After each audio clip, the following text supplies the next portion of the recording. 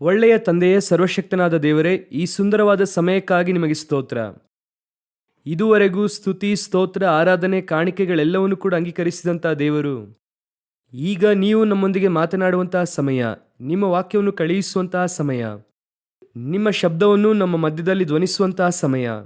ದೇವರ ಆತ್ಮನು ನಮ್ಮನ್ನು ಸಂಧಿಸಿರಿ, ನಿಮ್ಮ ವಾಕ್ಯವನ್ನು ಕಳುಹಿಸಿರಿ. ನಮ್ಮ ದೇವರಾದ ಯೇಸು ಕ್ರಿಸ್ತರ ನಾಮದಲ್ಲಿ ಒಪ್ಪಿಸಿಕೊಟ್ಟು ಪ್ರಾರ್ಥಿಸುತ್ತೇವೆ, ಜೀವವುಳ್ಳ ಒಳ್ಳೆಯ ತಂದೆಯೇ. ಹಾಲೆಲೂಯ.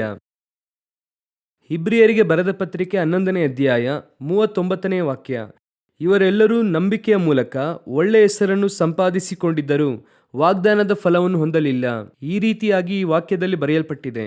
ಇದು ಯಾರ ಕುರಿತಾಗಿ ಎಂಬುದಾಗಿ ನೋಡುವುದಾದರೆ 3ನೇ ವಾಕ್ಯದಿಂದ 32ನೇ ವಾಕ್ಯದವರೆಗೂ ನೀವು ಓದುವಾಗ ಹಳೆಯ ಒಡಂಬಡಿಕೆಯ ಭಕ್ತರ ಕುರಿತಾಗಿ ಅಲ್ಲಿ ಸಂಪೂರ್ಣವಾಗಿ ಹೇಳಲ್ಪಟ್ಟಿದೆ.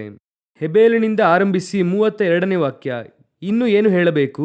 ಗಿಡಿಯೋನ್, ಬಾರಾಕ್, ಸಂಸೋನ್, ಯೆಫ್ತಾ, ದಾವೀದ್, ಸಮುವೇಲ್ ಎಂಬುವರ ವೃತ್ತಾಂತವನ್ನು, ಪ್ರವಾದಿಗಳ ವೃತ್ತಾಂತವನ್ನು ವಿವರವಾಗಿ ಹೇಳಬೇಕಾದರೆ ನನಗೆ ಸಮಯ ಸಾಲದು. ಅಲ್ಲಿ ಹಳೆಯ ಒಡಂಬಡಿಕೆಯ ಭಕ್ತರೆಲ್ಲರೂ ಕೂಡ ಇದ್ದಾರೆ. ಹನೋಕನಿಂದ ಆರಂಭಿಸಿ, ನೋಹನಿಂದ ಆರಂಭಿಸಿ, ಆನಂತರ ಅಬ್ರಹಾಮು, ಇಸಾಕನು, ಆಮೇಲೆ ಯಾಕೋಬನು, ಸಾರಾಳು, ಆಮೇಲೆ ಯೋಸೆಫನು, ಮೋಶೆ, ಈ ರೀತಿಯಾಗಿ ಎಲ್ಲರೂ ಅಲ್ಲಿ ಇದ್ದಾರೆ. ಎಲ್ಲರ ಕುರಿತಾಗಿಯೂ ಹೇಳಲ್ಪಟ್ಟಿದೆ. ಹೇಳಿ 39ನೇ ವಾಕ್ಯವು ಹೇಳುತ್ತದೆ, ಇವರೆಲ್ಲರೂ ನಂಬಿಕೆಯ ಮೂಲಕ ಒಳ್ಳೆಯ ಹೆಸರನ್ನು ಸಂಪಾದಿಸಿಕೊಂಡಿದ್ದರೂ ವಾಗ್ದಾನದ ಫಲವನ್ನು ಹೊಂದಲಿಲ್ಲ ಎಂಬುದಾಗಿ ಇದೆ. ಇವರಿಗೆ ಏನು ವಾಗ್ದಾನ ಮಾಡಲ್ಪಟ್ಟಿತು, ಏನನ್ನು ಹೊಂದಲಿಲ್ಲ ಎಂಬುದಾಗಿ ನಾವು ನೋಡುವರಾಗೋಣ. ಯಾವ ವಾಗ್ದಾನ ಮಾಡಲ್ಪಟ್ಟಿತು ಎಂಬುದಾಗಿ ನೋಡುವುದಾದರೆ ಅದೇ ಇಬ್ರಿಯರಿಗೆ ಬರೆದ ಪತ್ರಿಕೆ 11ನೇ ಅಧ್ಯಾಯ 10ನೇ ವಾಕ್ಯವನ್ನು ಓದಿರಿ. ಯಾಕಂದರೆ ಅವನು ಶಾಶ್ವತವಾದ ಅಸ್ತಿವಾರಗಳುಳ್ಳ ಪಟ್ಟಣವನ್ನು, ಅಂದರೆ ದೇವರು ಸಂಕಲ್ಪಿಸಿ ನಿರ್ಮಿಸಿದ ಪಟ್ಟಣವನ್ನು ಎದುರು ನೋಡುತ್ತಾ ಇದ್ದನು. ವಾಕ್ಯ ಹೇಳುತ್ತಾ ಇದ್ದವರೆಲ್ಲರೂ ಯಾತಕ್ಕಾಗಿ ಕಾದಿದ್ದರು? ಅಸ್ತಿವಾರವುಳ್ಳ ಪಟ್ಟಣಕ್ಕೆ ಅವರು ಕಾದಿದ್ದರು. ಅಸ್ತಿವಾರವುಳ್ಳ ಪಟ್ಟಣ ಯಾವುದು? ಪ್ರಕಟಣೆಯ ಪುಸ್ತಕ 21ನೇ ಅಧ್ಯಾಯ 13 ಹಾಗೂ 14ನೇ ವಾಕ್ಯವನ್ನು ಓದಿರಿ. ಪೂರ್ವ ದಿಕ್ಕಿನಲ್ಲಿ 3 ಬಾಗಿಲುಗಳು, ಉತ್ತರ ದಿಕ್ಕಿನಲ್ಲಿ 3 ಬಾಗಿಲುಗಳು, ದಕ್ಷಿಣ ದಿಕ್ಕಿನಲ್ಲಿ 3 ಬಾಗಿಲುಗಳು, ಪಶ್ಚಿಮ ದಿಕ್ಕಿನಲ್ಲಿ 3 ಬಾಗಿಲುಗಳು ಇದ್ದವು. ಪಟ್ಟಣದ ಪ್ರಾಕಾರಕ್ಕೆ 12 ಅಸ್ತಿವಾರಗಳಿದ್ದವು. ಅವುಗಳ ಮೇಲೆ ಯಜ್ಞದ ಕುರಿಯಾದಾತನ 12 ಮಂದಿ ಅಪೊಸ್ತಲರ ಹೆಸರುಗಳಿದ್ದವು. ಅವರೆಲ್ಲರೂ ಕೂಡ ಕಾದಿದ್ದು ನೂತನ ಯೆರೂಸಲೇಮಿಗಾಗಿ. ವಾಕ್ಯ ಸ್ಪಷ್ಟವಾಗಿ ಹೇಳುತ್ತದೆ, ಅವರು ದೂರದಿಂದಲೇ ಅದನ್ನು ದೃಷ್ಟಿಸಿ ಉಲ್ಲಾಸದಿಂದ ಇದ್ದರು ಎಂಬುದಾಗಿ. ಆದರೆ ಇವರೆಲ್ಲರೂ ಕೂಡ ನಂಬಿಕೆಯ ಮೂಲಕ ಒಳ್ಳೆಯ ಹೆಸರು ಸಂಪಾದಿಸಿಕೊಂಡಿದ್ದವರು. ವಾಕ್ಯ ಹೇಳುತ್ತದೆ, ಇವರು ವಾಗ್ದಾನ ಮಾಡಿದಂಥದ್ದನ್ನು ಹೊಂದಲಿಲ್ಲ ಎಂಬುದಾಗಿ ಇದೆ. ಇವರು ಯಾರಂದ್ರೆ ಸಾಧಾರಣವಾದ ವ್ಯಕ್ತಿ ಅಲ್ಲ. ನಾವು ಇವತ್ತು ರೋಲ್ ಮಾಡೆಲ್ಸ್ ಆಗಿ ಇಟ್ಟಿರುವಂಥವರು, ನಾವು ಇವತ್ತು ಆತ್ಮಿಕ ಜೀವಿತವನ್ನು ಹಿಂಬಾಲಿಸುವುದಕ್ಕೆ ಬಹಳ ಮುಖ್ಯ ಕಾರಣವಾಗಿರುವಂಥವರು. ಇವರ ಕುರಿತಾಗಿ ಸತ್ಯವೇದ ಸಾಕ್ಷಿ ಹೇಳುತ್ತದೆ. ಈ ರೀತಿ ಅನೇಕ ಕಾರ್ಯಗಳಿದೆ, ಆದರೆ ಇವರ ಕುರಿತಾಗಿ ಸತ್ಯವೇದ ಹೇಳುತ್ತದೆ, ಇವರು ವಾಗ್ದಾನದ ಫಲವನ್ನು ಹೊಂದಲಿಲ್ಲ ಎಂಬುದಾಗಿ ಇದೆ. ಈ ವಾಗ್ದಾನ ಫಲ ಹೊಂದಲಿಲ್ಲ ಅಂದ್ರೆ ಅದು ಯಾವುದನ್ನು ಸೂಚಿಸುತ್ತದೆ? ಅವರು ಏನು ವಾಗ್ದಾನ ಮಾಡಿದ್ದನ್ನು ಹೊಂದಲಿಲ್ಲ ಅಂದ್ರೆ, ಮೊದಲನೇದಾಗಿ ಓದಿದ್ವಿ, ಅವರು ದೇವರು ತಾನೇ ಕಟ್ಟಿ ನಿರ್ಮಿಸಿದಂತ ಅಸ್ತಿವಾರವುಳ್ಳ ಪಟ್ಟಣಕ್ಕಾಗಿ ಎದುರು ನೋಡುತ್ತಾ ಇದ್ದರು ಎಂಬುದಾಗಿ ವಾಕ್ಯ ಹೇಳುತ್ತದೆ.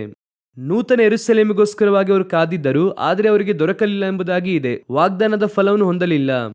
ಹಾಗಾದರೆ ಏನು ಕಾರಣ? ಅದು ಅವರಿಗೆ ಸಿಗದೇ ಇರುವುದಕ್ಕೆ ಏನು ಕಾರಣ ಎಂಬುದಾಗಿ ಓದುವುದಾದರೆ ಲೂಕನ ಬರೆದ ಸುವಾರ್ತೆ 16ನೇ ಅಧ್ಯಾಯ 22 ಹಾಗೂ 23ನೇ ವಾಕ್ಯ. ಲೂಕನ ಬರೆದ ಸುವಾರ್ತೆ 16ನೇ ಅಧ್ಯಾಯ 22, 23ನೇ ವಾಕ್ಯವನ್ನು ಓದಿರಿ. ಹೀಗಿರುವಲ್ಲಿ ಸ್ವಲ್ಪ ಕಾಲದ ಮೇಲೆ ಆ ಭಿಕ್ಷುಗಾರನು ಸತ್ತನು. ದೇವದೂತರು ಅವನನ್ನು ತೆಗೆದುಕೊಂಡು ಹೋಗಿ ಅಬ್ರಹಾಮನ ಎದೆಗೆ ಒರಗಿಸಿದರು. ಆ ಐಶ್ವರ್ಯವಂತನು ಸಹ ಸತ್ತನು. ಅವನಿಗೆ ಉತ್ತರ ಕ್ರಿಯೆಗಳು ಆದವು. ಅವನು ಪಾತಾಳದೊಳಗೆ ಯಾತನೆ ಪಡುತ್ತಾ ಇರುವಲ್ಲಿ ಕಣ್ಣೆತ್ತಿ ದೂರದಿಂದ ಅಬ್ರಹಾಮನನ್ನು ಇವನ ಎದೆಗೆ ಒರಗಿಕೊಂಡಿದ್ದ ಲಾಜರನನ್ನು ನೋಡಿ, ತಂದೆಯೇ ಅಬ್ರಹಾಮನೇ, ನನ್ನ ಮೇಲೆ ದಯವಿಟ್ಟು ಲಾಜರನನ್ನು ಕಳುಹಿಸು. ಅವನು ತನ್ನ ತುದಿ ಬೆರಳನ್ನು ನೀರಿನಲ್ಲಿ ಅದ್ದಿ ನನ್ನ ನಾಲಿಗೆಯನ್ನು ತಣ್ಣಗೆ ಮಾಡಲಿ, ಈ ಉರಿಯಲ್ಲಿ ಸಂಕಟ ಪಡುತ್ತೇನೆ ಎಂದು ಕೂಗಿ ಹೇಳಿದನು. ಹಾಗಾದರೆ ಈ ವಾಕ್ಯದ ಪ್ರಕಾರವಾಗಿ ಡೈರೆಕ್ಟ್ ಆಗಿ ಯೇಸು ಹೇಳುವಂತಹ ಸಂಭವ ಇದು. ಈ ವಾಕ್ಯದ ಪ್ರಕಾರವಾಗಿ ನೋಡುವುದಾದ್ರೆ ಅಬ್ರಹಾಮನು ಎಲ್ಲಿ ಹೋಗಿದ್ದಾರೆ? ಮೇಲ್ಪಾತಾಳಕ್ಕೆ ಹೋಗಿದ್ದಾರೆ. ಸತ್ತಂತ ಐಶ್ವರ್ಯವಂತನು ಕೆಳಗಿನ ಪಾತಾಳಕ್ಕೆ ಹೋಗಿದ್ದಾನೆ. ಈ ಸ್ಥಳಕ್ಕೆ ಹೆಸರೇ ನೀರಿಲ್ಲದೆ ಇರುವಂತ ಬಾವಿ. ಅಂದ್ರೆ ಐಶ್ವರ್ಯವಂತನು ನೀರನ್ನು ಕೇಳುತ್ತಾನೆ. ಆಮೇಲೆ ಇದನ್ನೇ ಜಕರಿಯ ಪುಸ್ತಕ 9ನೇ ಅಧ್ಯಾಯದಲ್ಲಿ ನಾವು ಓದುತ್ತೇವೆ, ನೀರಿಲ್ಲದೆ ಇರುವಂತ ಬಾವಿಯೊಳಗೆ ಸೆರೆಯಾಗಿರುವಂತ ನಿನ್ನವರು ಎಂಬುದಾಗಿ ದೇವರು ಹೇಳುತ್ತಾರೆ. ಸೊ ಇವರೆಲ್ಲರೂ ಕೂಡ ಪಾತಾಳಕ್ಕೆ ಹೋಗಿದ್ದಾರೆ ಎಂಬುದಾಗಿ 100ರಷ್ಟು ಅಲ್ಲಿ ಇದೆ. ಆದ್ರೆ ಏನಂದರೆ ಇವರು ಮೇಲ್ಪಾತಾಳಕ್ಕೆ ಹೋದರು, ದುಷ್ಟನು ಕೆಳಗಿನ ಪಾತಾಳಕ್ಕೆ ಹೋದ.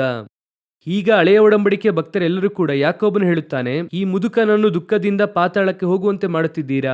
ಕೀರ್ತನಗಾರನು ಹೇಳುತ್ತಾನೆ, ನಾನು ಹೋಗಿ ನನ್ನ ಹಾಸಿಗೆಯನ್ನು ಪಾತಾಳದಲ್ಲಿ ಹಾಕಿದರು. ಇವರೆಲ್ಲರೂ ಪಾತಾಳದ ಕುರಿತಾಗಿ ಮಾತನಾಡುತ್ತಾರೆ, ಯೋಬನಿಂದ ಎಲ್ಲರೂ ಕೂಡ. ಹಾಗಾದರೆ ವಾಕ್ಯವು ಸ್ಪಷ್ಟವಾಗಿ ಹೇಳುತ್ತದೆ ಇವರು ವಾಗ್ದಾನದ ಫಲವನ್ನು ಹೊಂದಲಿಲ್ಲ ಎಂಬುದಾಗಿ. ಹಾಗಾದ್ರೆ ಯಾಕೆ ಹೊಂದಲಿಲ್ಲ? ಅದೇ ತಾನೇ ಮುಖ್ಯ. ಪಾಪ ಮಾಡಿದ್ರ ಪಾಪಿಗಳ ಅಂದ್ರೆ ವಾಕ್ಯ ಸ್ಪಷ್ಟವಾಗಿ ಇದೆ. ಇವರೆಲ್ಲರೂ ಕೂಡ ನಂಬಿಕೆಯ ಮೂಲಕ ಒಳ್ಳೆ ಹೆಸರು ಸಂಪಾದಿಸಿಕೊಂಡಿದ್ದರು, ವಾಗ್ದಾನದ ಫಲವನ್ನು ಹೊಂದಲಿಲ್ಲ ಎಂಬುದಾಗಿ ಇದೆ. ಹಾಗಾದ್ರೆ ನಂಬಿಕೆಯ ಮೂಲಕ ಒಳ್ಳೆ ಹೆಸರನ್ನು ಸಂಪಾದಿಸಿಕೊಂಡಿದ್ದರು. ವಾಕ್ಯ ಹೇಳುತ್ತದೆ, ಪೌಲನು ಹೇಳುವಾಗ, ನಾನು ಧರ್ಮಶಾಸ್ತ್ರದ ಪ್ರಕಾರವಾಗಿ ನಿಂದಾರಹಿತನು. ಯೋಚನೆ ಮಾಡಿ ನೋಡಿ, ಧರ್ಮಶಾಸ್ತ್ರವನ್ನು ಕರೆಕ್ಟ್ ಆಗಿ ಫಾಲೋ ಮಾಡಿದಂತ ಎಷ್ಟೋ ಜನ ಇದ್ದಾರೆ ಆ ಕಾಲದಲ್ಲಿ. ಆದ್ದರಿಂದ ಇವರ ಕುರಿತಾಗಿ ಹೇಳುತ್ತದೆ ನಂಬಿಕೆಯ ಮೂಲಕ ಒಳ್ಳೆ ಹೆಸರು ಸಂಪಾದಿಸಿಕೊಂಡಿದ್ದರು. ಹಾಗಾದ್ರೆ ಇವರೆಲ್ಲರೂ ಕೂಡ ಅಷ್ಟೊಂದು ಪರ್ಫೆಕ್ಟ್ ಆದಂತ ಒಂದು ಲೈಫ್, ಪರ್ಫೆಕ್ಟ್ ಲೈಫ್ ಸ್ಟೈಲ್, ದೇವರು ಬಯಸುವಂತ ಒಂದು ಆತ್ಮಿಕ ಜೀವಿತ, ಆ ರೀತಿಯಾಗಿ ಜೀವಿಸಿಯೂ ವಾಗ್ದಾನದ ಫಲವನ್ನು ಅವ್ರು ಏನ್ ಮಾಡಲಿಲ್ಲ, ಹೊಂದಲಿಲ್ಲ ಎಂಬುದಾಗಿ ಇದೆ. ಅದಕ್ಕೆ ಏನು ರೀಸನ್, ಅವರು ಹೊಂದದೇ ಇರುವುದಕ್ಕೆ ಏನು ರೀಸನ್ ಎಂಬುದಾಗಿ ನೋಡುವುದಾದರೆ, ಅವರಿಗೆ ಒಂದು ಅವಶ್ಯವಾಗಿತ್ತು. ಅದೇನೆಂಬುದಾಗಿ ನಾನು ನಿಮಗೆ ನಂತರ ಹೇಳುತ್ತೇನೆ. ಅದೇ ಸಮಯದಲ್ಲಿ ಇನ್ನೊಂದು ಕೂಡ ಇದೆ. ಅವರು ಹೋಗಬೇಕಂದ್ರೆ ಇನ್ನೊಂದು ಕಾರ್ಯವೂ ಕೂಡ ನಡೆಯಬೇಕೆಂಬುದಾಗಿ ವಾಕ್ಯ ಹೇಳುತ್ತದೆ. ವಾಕ್ಯ ಏನ್ ಹೇಳುತ್ತದೆ? ಅವರು ಪಾತಾಳದಿಂದ ವಾಗ್ದಾನ ಮಾಡಲ್ಪಟ್ಟಿದ್ದನ್ನು ಹೊಂದಬೇಕಂದ್ರೆ ಅವರು ಇನ್ನೂ ಒಂದು ಕಾರ್ಯವನ್ನು ಸಂಧಿಸಬೇಕಾಗಿದೆ. ಅದೇನೆಂದ್ರೆ, ಈಗ ನೀವು ಓದಿದ್ದು 39ನೇ ವಾಕ್ಯ, 40ನೇ ವಾಕ್ಯ ಓದಿರಿ. ಇಬ್ರಿಯ 11:40. ಇಬ್ರಿಯರಿಗೆ ಬರೆದ ಪತ್ರಿಕೆ 11ನೇ ಅಧ್ಯಾಯ 40ನೇ ವಾಕ್ಯವನ್ನು ಓದಿರಿ.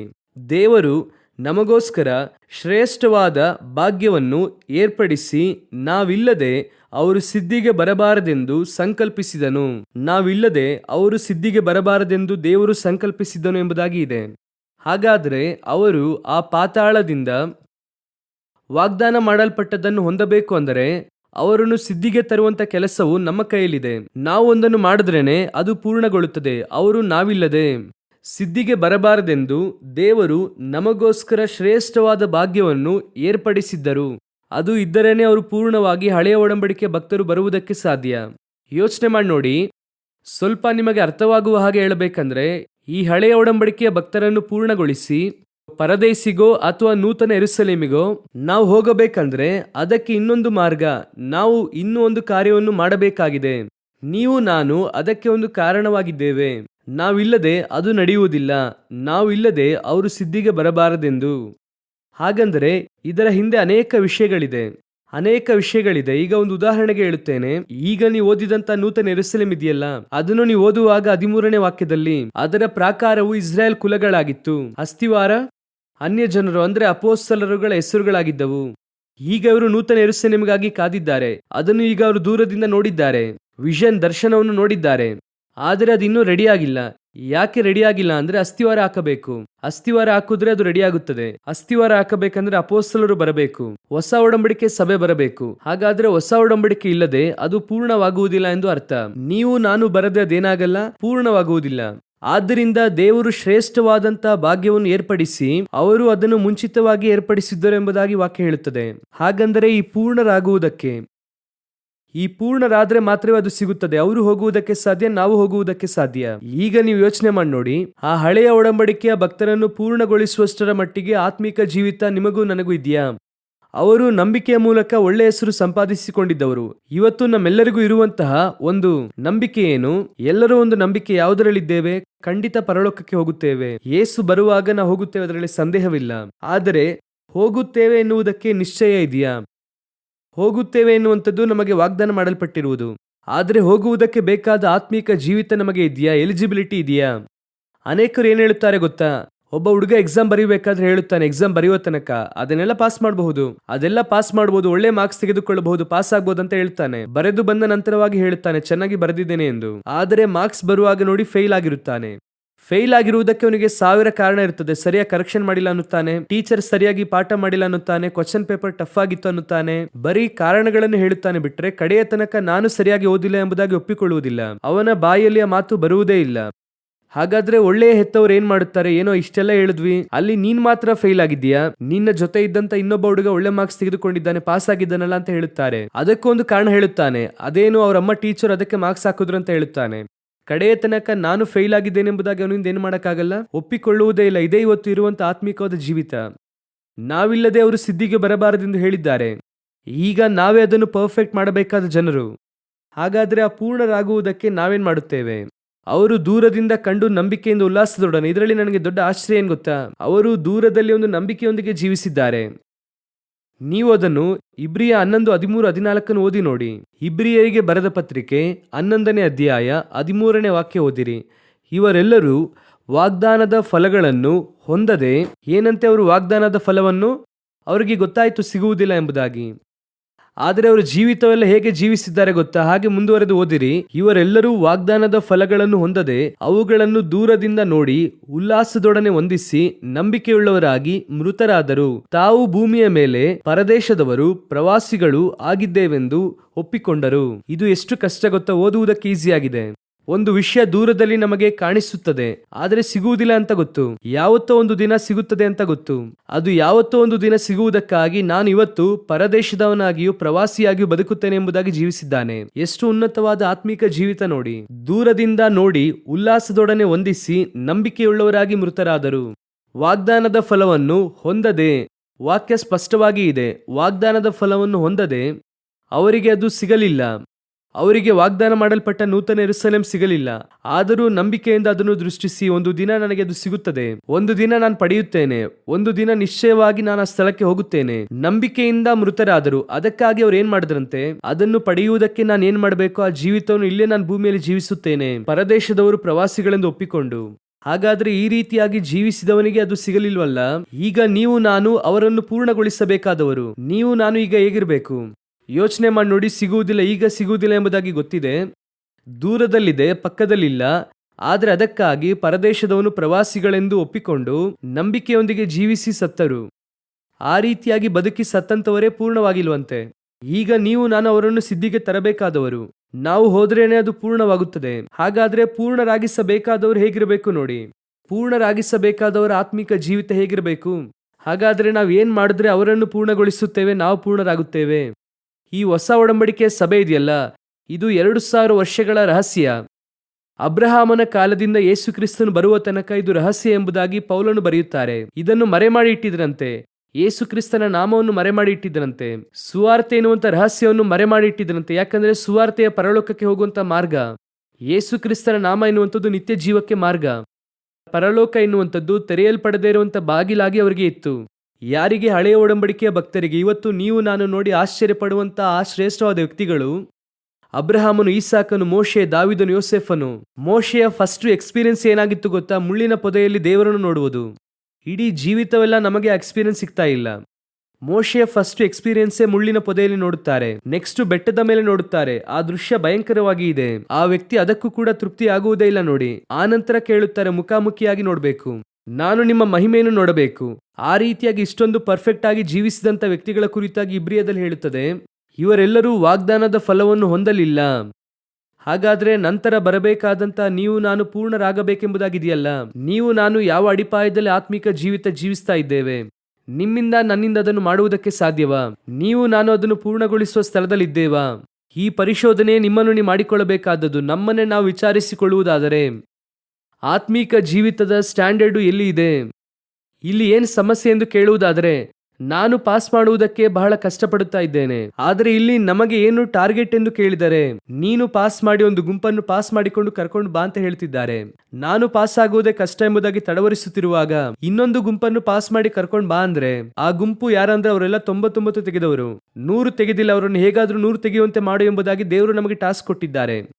ನಾನೇ ಇಲ್ಲಿ 35ಕ್ಕೆ ಕಷ್ಟಪಡುತ್ತಿದ್ದೇನೆ. ನನಗೇನ್ ಟಾರ್ಗೆಟ್? ಅವರೆಲ್ಲ 95, 97 ತೆಗೆದವರು, ಅವರನ್ನು ಹೇಗಾದ್ರೂ 100 ತೆಗೆಯುವಂತೆ ಮಾಡು. ಇದುವೇ ಇವತ್ತು ನಿಮಗೂ ನನಗೂ ಇಡಲ್ಪಟ್ಟಿರುವಂತಹ ಸ್ಪಿರಿಚುವಲ್ ಟಾಸ್ಕ್. ಸಭೆ ಇನ್ನೂ ಕೂಡ ಆ ಒಂದು ಹಂತದ ಕುರಿತಾಗಿ ಗ್ರಹಿಸೇ ಇಲ್ಲ. ಅದರ ಕುರಿತಾದಂತ ತಿಳುವಳಿಕೆ ಇನ್ನೂ ಬಂದಿಲ್ಲ. ಸಭೆಯ ಪ್ರಕಾರವಾಗಿ ಏನು? ಪರಲೋಕಕ್ಕೆ ಹೋಗ್ಬೇಕಷ್ಟೇನೆ. ಪರಲೋಕಕ್ಕೆ ಹೋಗ್ಬೇಕಂದ್ರೆ ನಿಮ್ಮನ್ನು ನನ್ನನ್ನು ರಕ್ಷಣೆ ಹೊಂದಿದಂತ ಮರುದಿನವೇ ಕರ್ಕೊಂಡು ಹೋಗ್ತಾ ಇದ್ರು ದೇವರು. ರಕ್ತದಿಂದ ತೊಳೆದು ವಿಮೋಚಿಸಿ ಹಾಗೆ ಕರ್ಕೊಂಡು ಹೋಗ್ತಾ ಇದ್ರು. ಹಾಗಾದ್ರೆ ಯಾಕೆ ನಮ್ಮನ್ನು ಇಟ್ಟಿದ್ದಾರೆ? ನಿಮ್ಮನ್ನು ನನ್ನನ್ನು ಇಷ್ಟು ವರ್ಷ ಇಲ್ಲಿ ಇಟ್ಟಿರುವುದಕ್ಕೆ ಕಾರಣವೇನು? ಹಾಗಾದ್ರೆ ನಿಮಗೂ ನನಗೊಂದು ದೊಡ್ಡ ಟಾಸ್ಕ್ ಇದೆ. ನೀವು ಹಾಗೂ ನಾನು ಏನೋ ಒಂದನ್ನು ಮಾಡಿ ಹೋಗಬೇಕಾಗಿದೆ.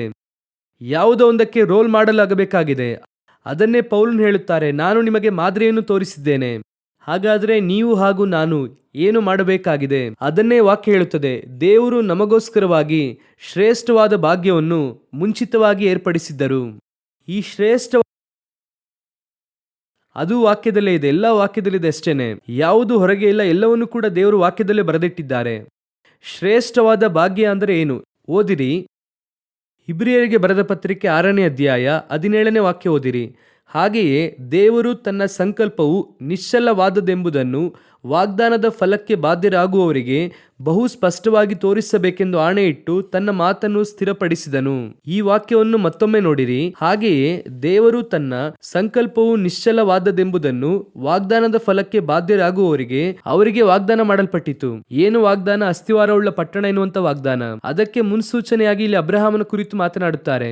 ಅಬ್ರಹಾಮನ ಕುರಿತು ಮಾತನಾಡಿ, ನಾನು ಸಂಪೂರ್ಣ ಮಾತನಾಡುತ್ತಿರುವುದು ಹೊಸ ಒಡಂಬಡಿಕೆಯಿಂದ. ಅಬ್ರಹಾಮನ ಕುರಿತು ಮಾತನಾಡಿ ಆ ವಾಗ್ದಾನ ಹೊಂದುವುದಕ್ಕೆ ಯಾವ ಕಾರ್ಯ ಮಾಡಬೇಕೆಂಬುದಾಗಿ ಅವರು ಹೇಳುತ್ತಾರೆ. ಹೇಳುವಾಗ ಹಳೆಯ ಒಡಂಬಡಿಕೆಯಲ್ಲಿ ಇಲ್ಲದೇ ಇರುವಂತಹ ಒಂದು ಕಾರ್ಯವನ್ನು ಹೊಸ ಒಡಂಬಡಿಕೆಯಲ್ಲಿ ಮಾಡುತ್ತೇನೆ ಎಂಬುದಾಗಿ ದೇವರು ಹೇಳುತ್ತಿದ್ದಾರೆ. ಅದನ್ನು ಹೇಗೆ ಹೇಳುತ್ತಾರೆ? ಅದನ್ನು ಹೊಂದಿಕೊಳ್ಳುವುದಕ್ಕೆ ನಿಶ್ಚಲವಾದದೆಂಬುದನ್ನು ವಾಗ್ದಾನದ ಫಲಕ್ಕೆ ಬಾಧ್ಯರಾಗುವವರಿಗೆ ಬಹು ಸ್ಪಷ್ಟವಾಗಿ ತೋರಿಸಬೇಕೆಂದು ಆಣೆಯಿಟ್ಟು ತನ್ನ ಮಾತನ್ನು ಸ್ಥಿರಪಡಿಸಿದನು. ಈಗ ನಾವು ಇದನ್ನು ಹೊಂದಬೇಕಂದ್ರೆ ನೀವು ನಾನು ಯಾರಾಗಿ ಮಾರ್ಪಡಬೇಕಾಗಿದೆ? ಒಂದು ಪೂರ್ಣರಾಗುವ ಸ್ಥಳಕ್ಕೆ ಬರಬೇಕಾಗಿದೆ. ನಾವಿಲ್ಲದೆ ಅವರು ಸಿದ್ಧಿಗೆ ಬರಬಾರದೆಂಬುದಾಗಿ ಇದೆ. ನಾವು ಪರಿಪೂರ್ಣರಾದ್ರೇನೆ ಇದನ್ನು ಮಾಡುವುದಕ್ಕೆ ಸಾಧ್ಯ. ನಾನು ಹೇಳುವುದನ್ನು ಹಾಗೆ ಕ್ರಮವಾಗಿ ಗಮನಿಸುತ್ತಾ ಬನ್ನಿ. ಇದು ಸಂಪೂರ್ಣವಾಗಿ ಸ್ಪಿರಿಚುವಲ್ ಆಗಿ ನಿಮ್ಮನ್ನು ಮುಂದಿನ ಹಂತಕ್ಕೆ ತಲುಪಿಸುತ್ತದೆ. ನೀವು ಅದನ್ನು ಹೊಂದಿಕೊಳ್ಳುವುದಕ್ಕೆ, ಅವರು ನಮ್ಮ ಮೂಲಕವಾಗಿ ಹೊಂದಿಕೊಳ್ಳುವುದಕ್ಕೆ, ನಾವು ಅದಕ್ಕೆ ಸಾಕ್ಷಿಯಾಗಿರುವುದಕ್ಕೆ ಮೊದಲು ನಾವು ಪೂರ್ಣರಾಗಬೇಕಾಗಿದೆ. ಈ ವಾಕ್ಯವನ್ನು ನೀವು ಓದಿರಿ. ಇಬ್ರಿಯರಿಗೆ ಬರೆದ ಪತ್ರಿಕೆ 6ನೇ ಅಧ್ಯಾಯ 2ನೇ ವಾಕ್ಯ ಓದಿರಿ. ಸ್ನಾನ, ಅಸ್ತಾರ್ಪಣಗಳ ವಿಷಯವಾದ ಉಪದೇಶ, ಸತ್ತವರಿಗೆ ಪುನರುತ್ಥಾನವು, ನಿತ್ಯವಾದ ನ್ಯಾಯ ತೀರ್ಪು ಉಂಟೆಂಬುದು, ಇವುಗಳನ್ನು ಪದೇ ಪದೇ ಅಸ್ತಿವಾರವಾಗಿ ಹಾಕದೆ ಕ್ರಿಸ್ತನ ವಿಷಯವಾದ ಪ್ರಥಮ ಬೋಧನೆಯನ್ನು ಕುರಿತು ಇನ್ನೂ ಮಾತಾಡದ ಪೂರ್ಣವಾದ ತಿಳುವಳಿಕೆಗೆ ಸಾಗುತ್ತಾ ಹೋಗೋಣ. ಅಲ್ಲಿ ಗಮನಿಸಿರಿ, ವಾಕ್ಯ ಏನು ಹೇಳುತ್ತದೆ? ಪೂರ್ಣವಾದ ತಿಳುವಳಿಕೆಗೆ ಸಾಗುತ್ತಾ ಹೋಗೋಣ. ಹಾಗಾದ್ರೆ ನಾವು ಪೂರ್ಣರಾಗಬೇಕಂದ್ರೆ ಏನ್ ಮಾಡ್ಬೇಕಂದ್ರೆ ಈ ಬೇಸಿಕ್ ಆದ ಉಪದೇಶವನ್ನು ಮತ್ತೆ ಮತ್ತೆ ಪದೇ ಪದೇ ಅದನ್ನೇ ಮಾತನಾಡ್ತಿರ್ಬೇಡಿ, ಮುಂದಿನ ಹಂತಕ್ಕೆ ಹೋಗಿ ಅನ್ನುತ್ತಾರೆ. ಅದನ್ನೇ ಅವರು ಬರೆಯುತ್ತಾರೆ. ಸ್ನಾನ, ಅಸ್ತಾರ್ಪಣೆಗಳ ವಿಷಯವಾದ ಉಪದೇಶ, ಸತ್ತವರಿಗೆ ಪುನರುತ್ಥಾನ, ನಿತ್ಯವಾದ ನ್ಯಾಯ ತೀರ್ಪು, ಇದನ್ನೆಲ್ಲ ದಾಟಿ ಪೂರ್ಣರಾಗುವುದರ ಕಡೆಗೆ ಹೋಗಿರಿ. ಆ ಸ್ಥಳಕ್ಕೆ ನೀವು ಹೋಗ್ಬೇಕಂದ್ರೆ ಆ ಪೂರ್ಣರಾಗುವ ಸ್ಥಳಕ್ಕೆ ಬಂದು ಸೇರಿರಿ ಅನ್ನುತ್ತಾರೆ. ಯಾಕಂದ್ರೆ ನಾವು ಪೂರ್ಣರಾದ್ರೇನೆ ಇನ್ನೊಂದು ಗುಂಪು ಕಾಯುತ್ತಾ ಇದೆ. ಇನ್ನು ಪೂರ್ಣರಾಗದೆ ಆ ನೂತನ ಯೆರೂಸಲೇಮನ್ನು ಕಟ್ಟಿ ಮುಗಿಸದೆ ಅದು ಕಾಯುತ್ತಾ ಇದೆ. ಈಗ ಹೇಳುತ್ತೇನೆ, ನಿಮಗೆ ಉದಾಹರಣೆಗೆ ಹೇಳುತ್ತೇನೆ. ಅವರೆಲ್ಲರೂ ಕೂಡ ಸೇರಿ ಒಂದು ಫಸ್ಟ್ ಲೋಡ್ ಜಲ್ಲಿಯಲ್ಲಿ ಕಟ್ಟಡವನ್ನು ಕಟ್ಟಿದ್ದಾಯಿತು. ಅವರು ಇಲ್ಲಿ ಕಟ್ಟಿ ಮುಗಿಸಿದ್ದಾಯಿತು. ಅವರು ಇಲ್ಲಿ ವಾಸ ಮಾಡಬೇಕಾದವ್ರು ಇನ್ನೂ ಬಂದಿಲ್ಲ. ಯಾಕಂದ್ರೆ ಮುಂದಿನ ಲೋಡ್ ಜಲ್ಲಿ ಬಂದ್ರೇನೆ, ಸಿಮೆಂಟ್ ಬಂದ್ರೇನೆ ಇದನ್ನು ಸಂಪೂರ್ಣವಾಗಿ ಕಟ್ಟಿ ಮುಗಿಸುವುದಕ್ಕೆ ಸಾಧ್ಯ ಅಂತ ಹೇಳಿದ್ದಾರೆ. ಈಗ ಅವರೇನ್ ಮಾಡುತ್ತಿದ್ದಾರೆ? ಈಗಾಗಲೇ ಒಂದು ಲೋಡ್ ತೆಗೆದುಕೊಂಡಂತವ್ರು ನಿಂತಿದ್ದಾರೆ. ತೆಗೆದುಕೊಂಡು ಹೇಳ್ತಾರೆ, ಏನ್ರಿ ನಾವು ಇಟ್ಟಿಗೆಯನ್ನು ತೆಗೆದುಕೊಂಡಿದ್ದೇವಲ್ಲ, ನಾವು ನೀವು ಹೇಳಿದಂತ ಹಣವನ್ನೆಲ್ಲ ಕೊಟ್ಟಿದ್ದೇವಲ್ಲ, ಯಾಕೆ ಇನ್ನು ಮನೆ ಕೊಡದೇ ಇದ್ದೀರಾ? ಹಾಗೆ ಕೇಳಿದ್ರೆ ಅವರು ಹೇಳುತ್ತಾರೆ, ನಿಮ್ಮ ಮನೆಯೊಂದಿಗೆ ಸೇರಿ ಇನ್ನೊಂದು ಮನೆಯನ್ನು ಕಟ್ಟುತ್ತಿದ್ದೇವೆ. ಆ ಮನೆ ಬರಬೇಕಂದ್ರೆ ಅವರು ಬಂದು ಹಣ ಕೊಟ್ಟು ಕಟ್ಟಿ ಮುಗಿಸಿದ್ರೇನೆ ಬರುತ್ತದೆ. ಅವರಿಗಾಗಿಯೇ ವೇಟ್ ಮಾಡುತ್ತಿದ್ದೇವೆ. ಈಗ ನ್ಯಾಯವಾಗಿ ಅವ್ರು ಏನ್ ಮಾಡ್ಬೇಕು? ಅಯ್ಯೋ ಅದೇ ಗಯ್ಯ, ನಾನು ಹಣ ಕೊಟ್ಟಿದ್ದೇನೆ, ನನ್ನ ಮನೆಯನ್ನಾದ್ರೂ ಕೊಡು ಅಂತ ತಾನೇ ಕೇಳ್ಬೇಕು. ಆದರೆ ಅವರಿಗೆ ಚೆನ್ನಾಗಿ ಗೊತ್ತಿದೆ, ಆ ಮನೆಗೆ ಒಂದೇ ಬಾಗಿಲು, ಆ ಮನೆಗೆ ಯೇಸುವೆ ಬಾಗಿಲು, ಅದಕ್ಕೆ 2 ಭಾಗಗಳಿದೆ, ಒಂದು ಪ್ರಾಕಾರ, ಇನ್ನೊಂದು ಅಸ್ತಿವಾರ. ಇದೆರಡು ಒಟ್ಟಿಗೆ ಸೇರಿಸಿ ಕಟ್ಟಿದ್ರೇನೆ ಒಂದು ಸಿಗುತ್ತದೆ. ಅವರಿಗೆ ಚೆನ್ನಾಗಿ ಗೊತ್ತಿದೆ, ನಾವು ಪ್ರಾಕಾರ, ಆದ್ರೆ ಇನ್ನೂ ಅಸ್ತಿವಾರ ಬಂದಿಲ್ಲ, ಆ ಅಸ್ತಿವಾರಕ್ಕೆ ಸಂಬಂಧಪಟ್ಟವನು ಬರಬೇಕು. ಅವರು ಬಂದ್ರೇನೆ ಇದು ಪೂರ್ಣಗೊಳ್ಳುತ್ತದೆ. ನಾವು ಹೋಗಿ ಸ್ವತಂತ್ರಿಸಿಕೊಳ್ಳಲು ಸಾಧ್ಯ. ಹಾಗಾದ್ರೆ ಆ ಅಸ್ತಿವಾರ ಹಾಕುವಂತವನು ಏನ್ ಮಾಡುತ್ತಾ ಇದ್ದಾನೆ ಎಂಬುದಾಗಿ ನೋಡುವುದಾದರೆ, ಹೊಸ ಒಡಂಬಡಿಕೆ ಸಭೆ ಏನ್ ಮಾಡುತ್ತಾ ಇದ್ದಾರೆ ಅಂದ್ರೆ, ಇವರು ಇನ್ನೂ ಪೂರ್ಣರಾಗದೇ ಇದ್ದಾರೆ. ಇನ್ನೂ ಇಟ್ಟಿಗೆ ಸುಟ್ಟಿಲ್ಲ, ಇನ್ನೂ ಅರ್ಧಂಬರ್ಧ ಸುಟ್ಟಿದೆ. ಚೆನ್ನಾಗಿ ಜೇಡಿ ಮಣ್ಣನ್ನು ತೆಗೆದಿದ್ದಾಯಿತು, ಪರಿಶುದ್ಧಾತ್ಮನು ಬಂದ್ರು, ನೀರಲ್ಲಿ ಮಿಕ್ಸ್ ಮಾಡಿ ಚೆನ್ನಾಗಿ ತುಳಿದಿದ್ದಾಯಿತು, ಎಲ್ಲ ಚೆನ್ನಾಗಿ ಡೈ ಮಾಡಿ ಮಗನ ಸಾರೂಪ್ಯಕ್ಕೆ ತಕ್ಕ ಹಾಗೆ ಮಾರ್ಪಡಿಸಿದ್ದಾಯಿತು. ಹಾಗೆ ಮಾರ್ಪಡ್ತು. ಆದರೆ ಇನ್ನೂ ಸುಟ್ಟು ಮುಗಿಸಿಲ್ಲ. ಲಾರಿ ಬಂದಿದೆ, ಅಲ್ಲಿ ಒಬ್ಬ ವೆಯ್ಟ್ ಮಾಡುತ್ತಾ ಇದ್ದಾನೆ. ಅವನು ಕೇಳ್ತಾನೆ, ಅಯ್ಯೋ ಯಾವಾಗಯ್ಯ ಕಟ್ಟಿ ಮುಗಿಸ್ತೀರಾ? ಅವನು ಹೇಳ್ತಾನೆ, ಅಯ್ಯೋ ಇನ್ನೂ ಇಟ್ಟಿಗೆ ಬಂದಿಲ್ಲ ಅಯ್ಯ. ಆ ಇಟ್ಟಿಗೆ ಬಂದ್ರೇನೆ ಎಲ್ಲವನ್ನೂ ಕೂಡ ಒಟ್ಟಾಗಿ ಕಟ್ಟಿ ಮುಗಿಸೋಕ್ ಸಾಧ್ಯ. ಆ ಇಟ್ಟಿಗೆಯಲ್ಲಿ ಅದು ಪೂರ್ಣವಾಗುವುದಕ್ಕೆ ವೆಯ್ಟ್ ಮಾಡುತ್ತಾ ಇದೆ. ಅದು ಸಂಪೂರ್ಣವಾಗಿ ಸುಡಲ್ಪಡುವುದಕ್ಕಾಗಿ ವೆಯ್ಟ್ ಮಾಡುತ್ತಾ ಇದೆ.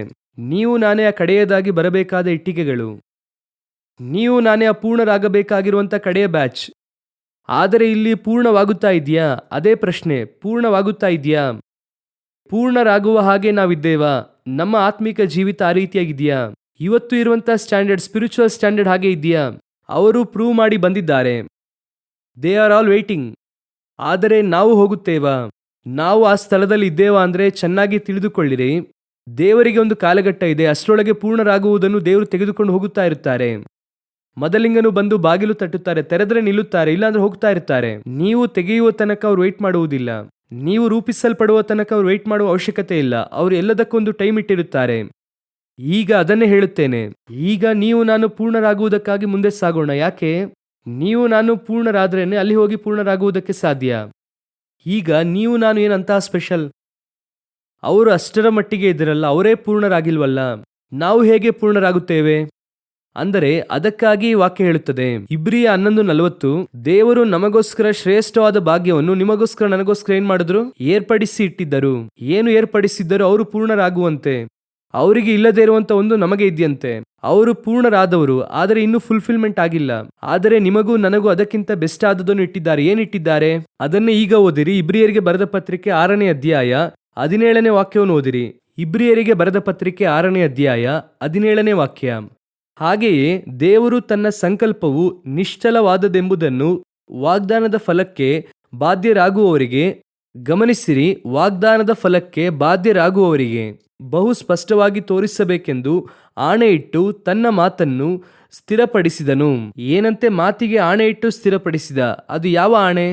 ಅದೇ ಶ್ರೇಷ್ಠವಾದಂಥ ಭಾಗ್ಯ. ಅದು ಏನು ಆಣೆ ಎಂಬುದಾಗಿ ಕೇಳುವುದಾದರೆ ಓದಿರಿ, ಕೀರ್ತನೆಗಳ ಪುಸ್ತಕ 110ನೇ ಅಧ್ಯಾಯ 4ನೇ ವಾಕ್ಯ. ಕೀರ್ತನೆ 110 4ನೇ ವಾಕ್ಯ ಓದಿರಿ.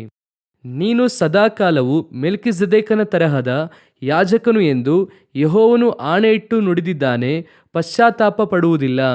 ಅದೇ ಆ ಆಣೆ. ಯಾವ ಆಣೆ? ಮೆಲ್ಕಿಜೆದೇಕನ ತರಹದ ಯಾಜಕನಾಗಿರುತ್ತಿ. ಏನ್ರಿ? ನಾವು ಪೂರ್ಣರಾಗುವುದಕ್ಕೂ ಮೆಲ್ಕಿಜೆದೇಕನ ತರಹದ ಪ್ರಕಾರ ಯೇಸು ಬರುವುದಕ್ಕೂ ಏನು ಸಂಬಂಧ ಇದೆ ಎಂದು ಕೇಳುವುದಾದರೆ ಅದೇ ವಿಷಯವನ್ನೇ ಕೆಳಗೆ ಬರೆಯುತ್ತಾರೆ. ಯೇಸು ಸದಾಕಾಲವು ಮೆಲ್ಕಿಜೆದೇಕನ ತರಹದ ಮಹಾಯಾಜಕನಾಗಿದ್ದು ನಮಗೋಸ್ಕರ ಮುಂದಾಗಿ ಹೋಗಿ ಆ ಸಾನ್ನಿಧ್ಯವನ್ನು ಪ್ರವೇಶಿಸಿದ್ದಾನೆ ಎಂಬುದಾಗಿ ಆ ವಾಕ್ಯದಲ್ಲಿ ಬರೆಯಲ್ಪಟ್ಟಿದೆ.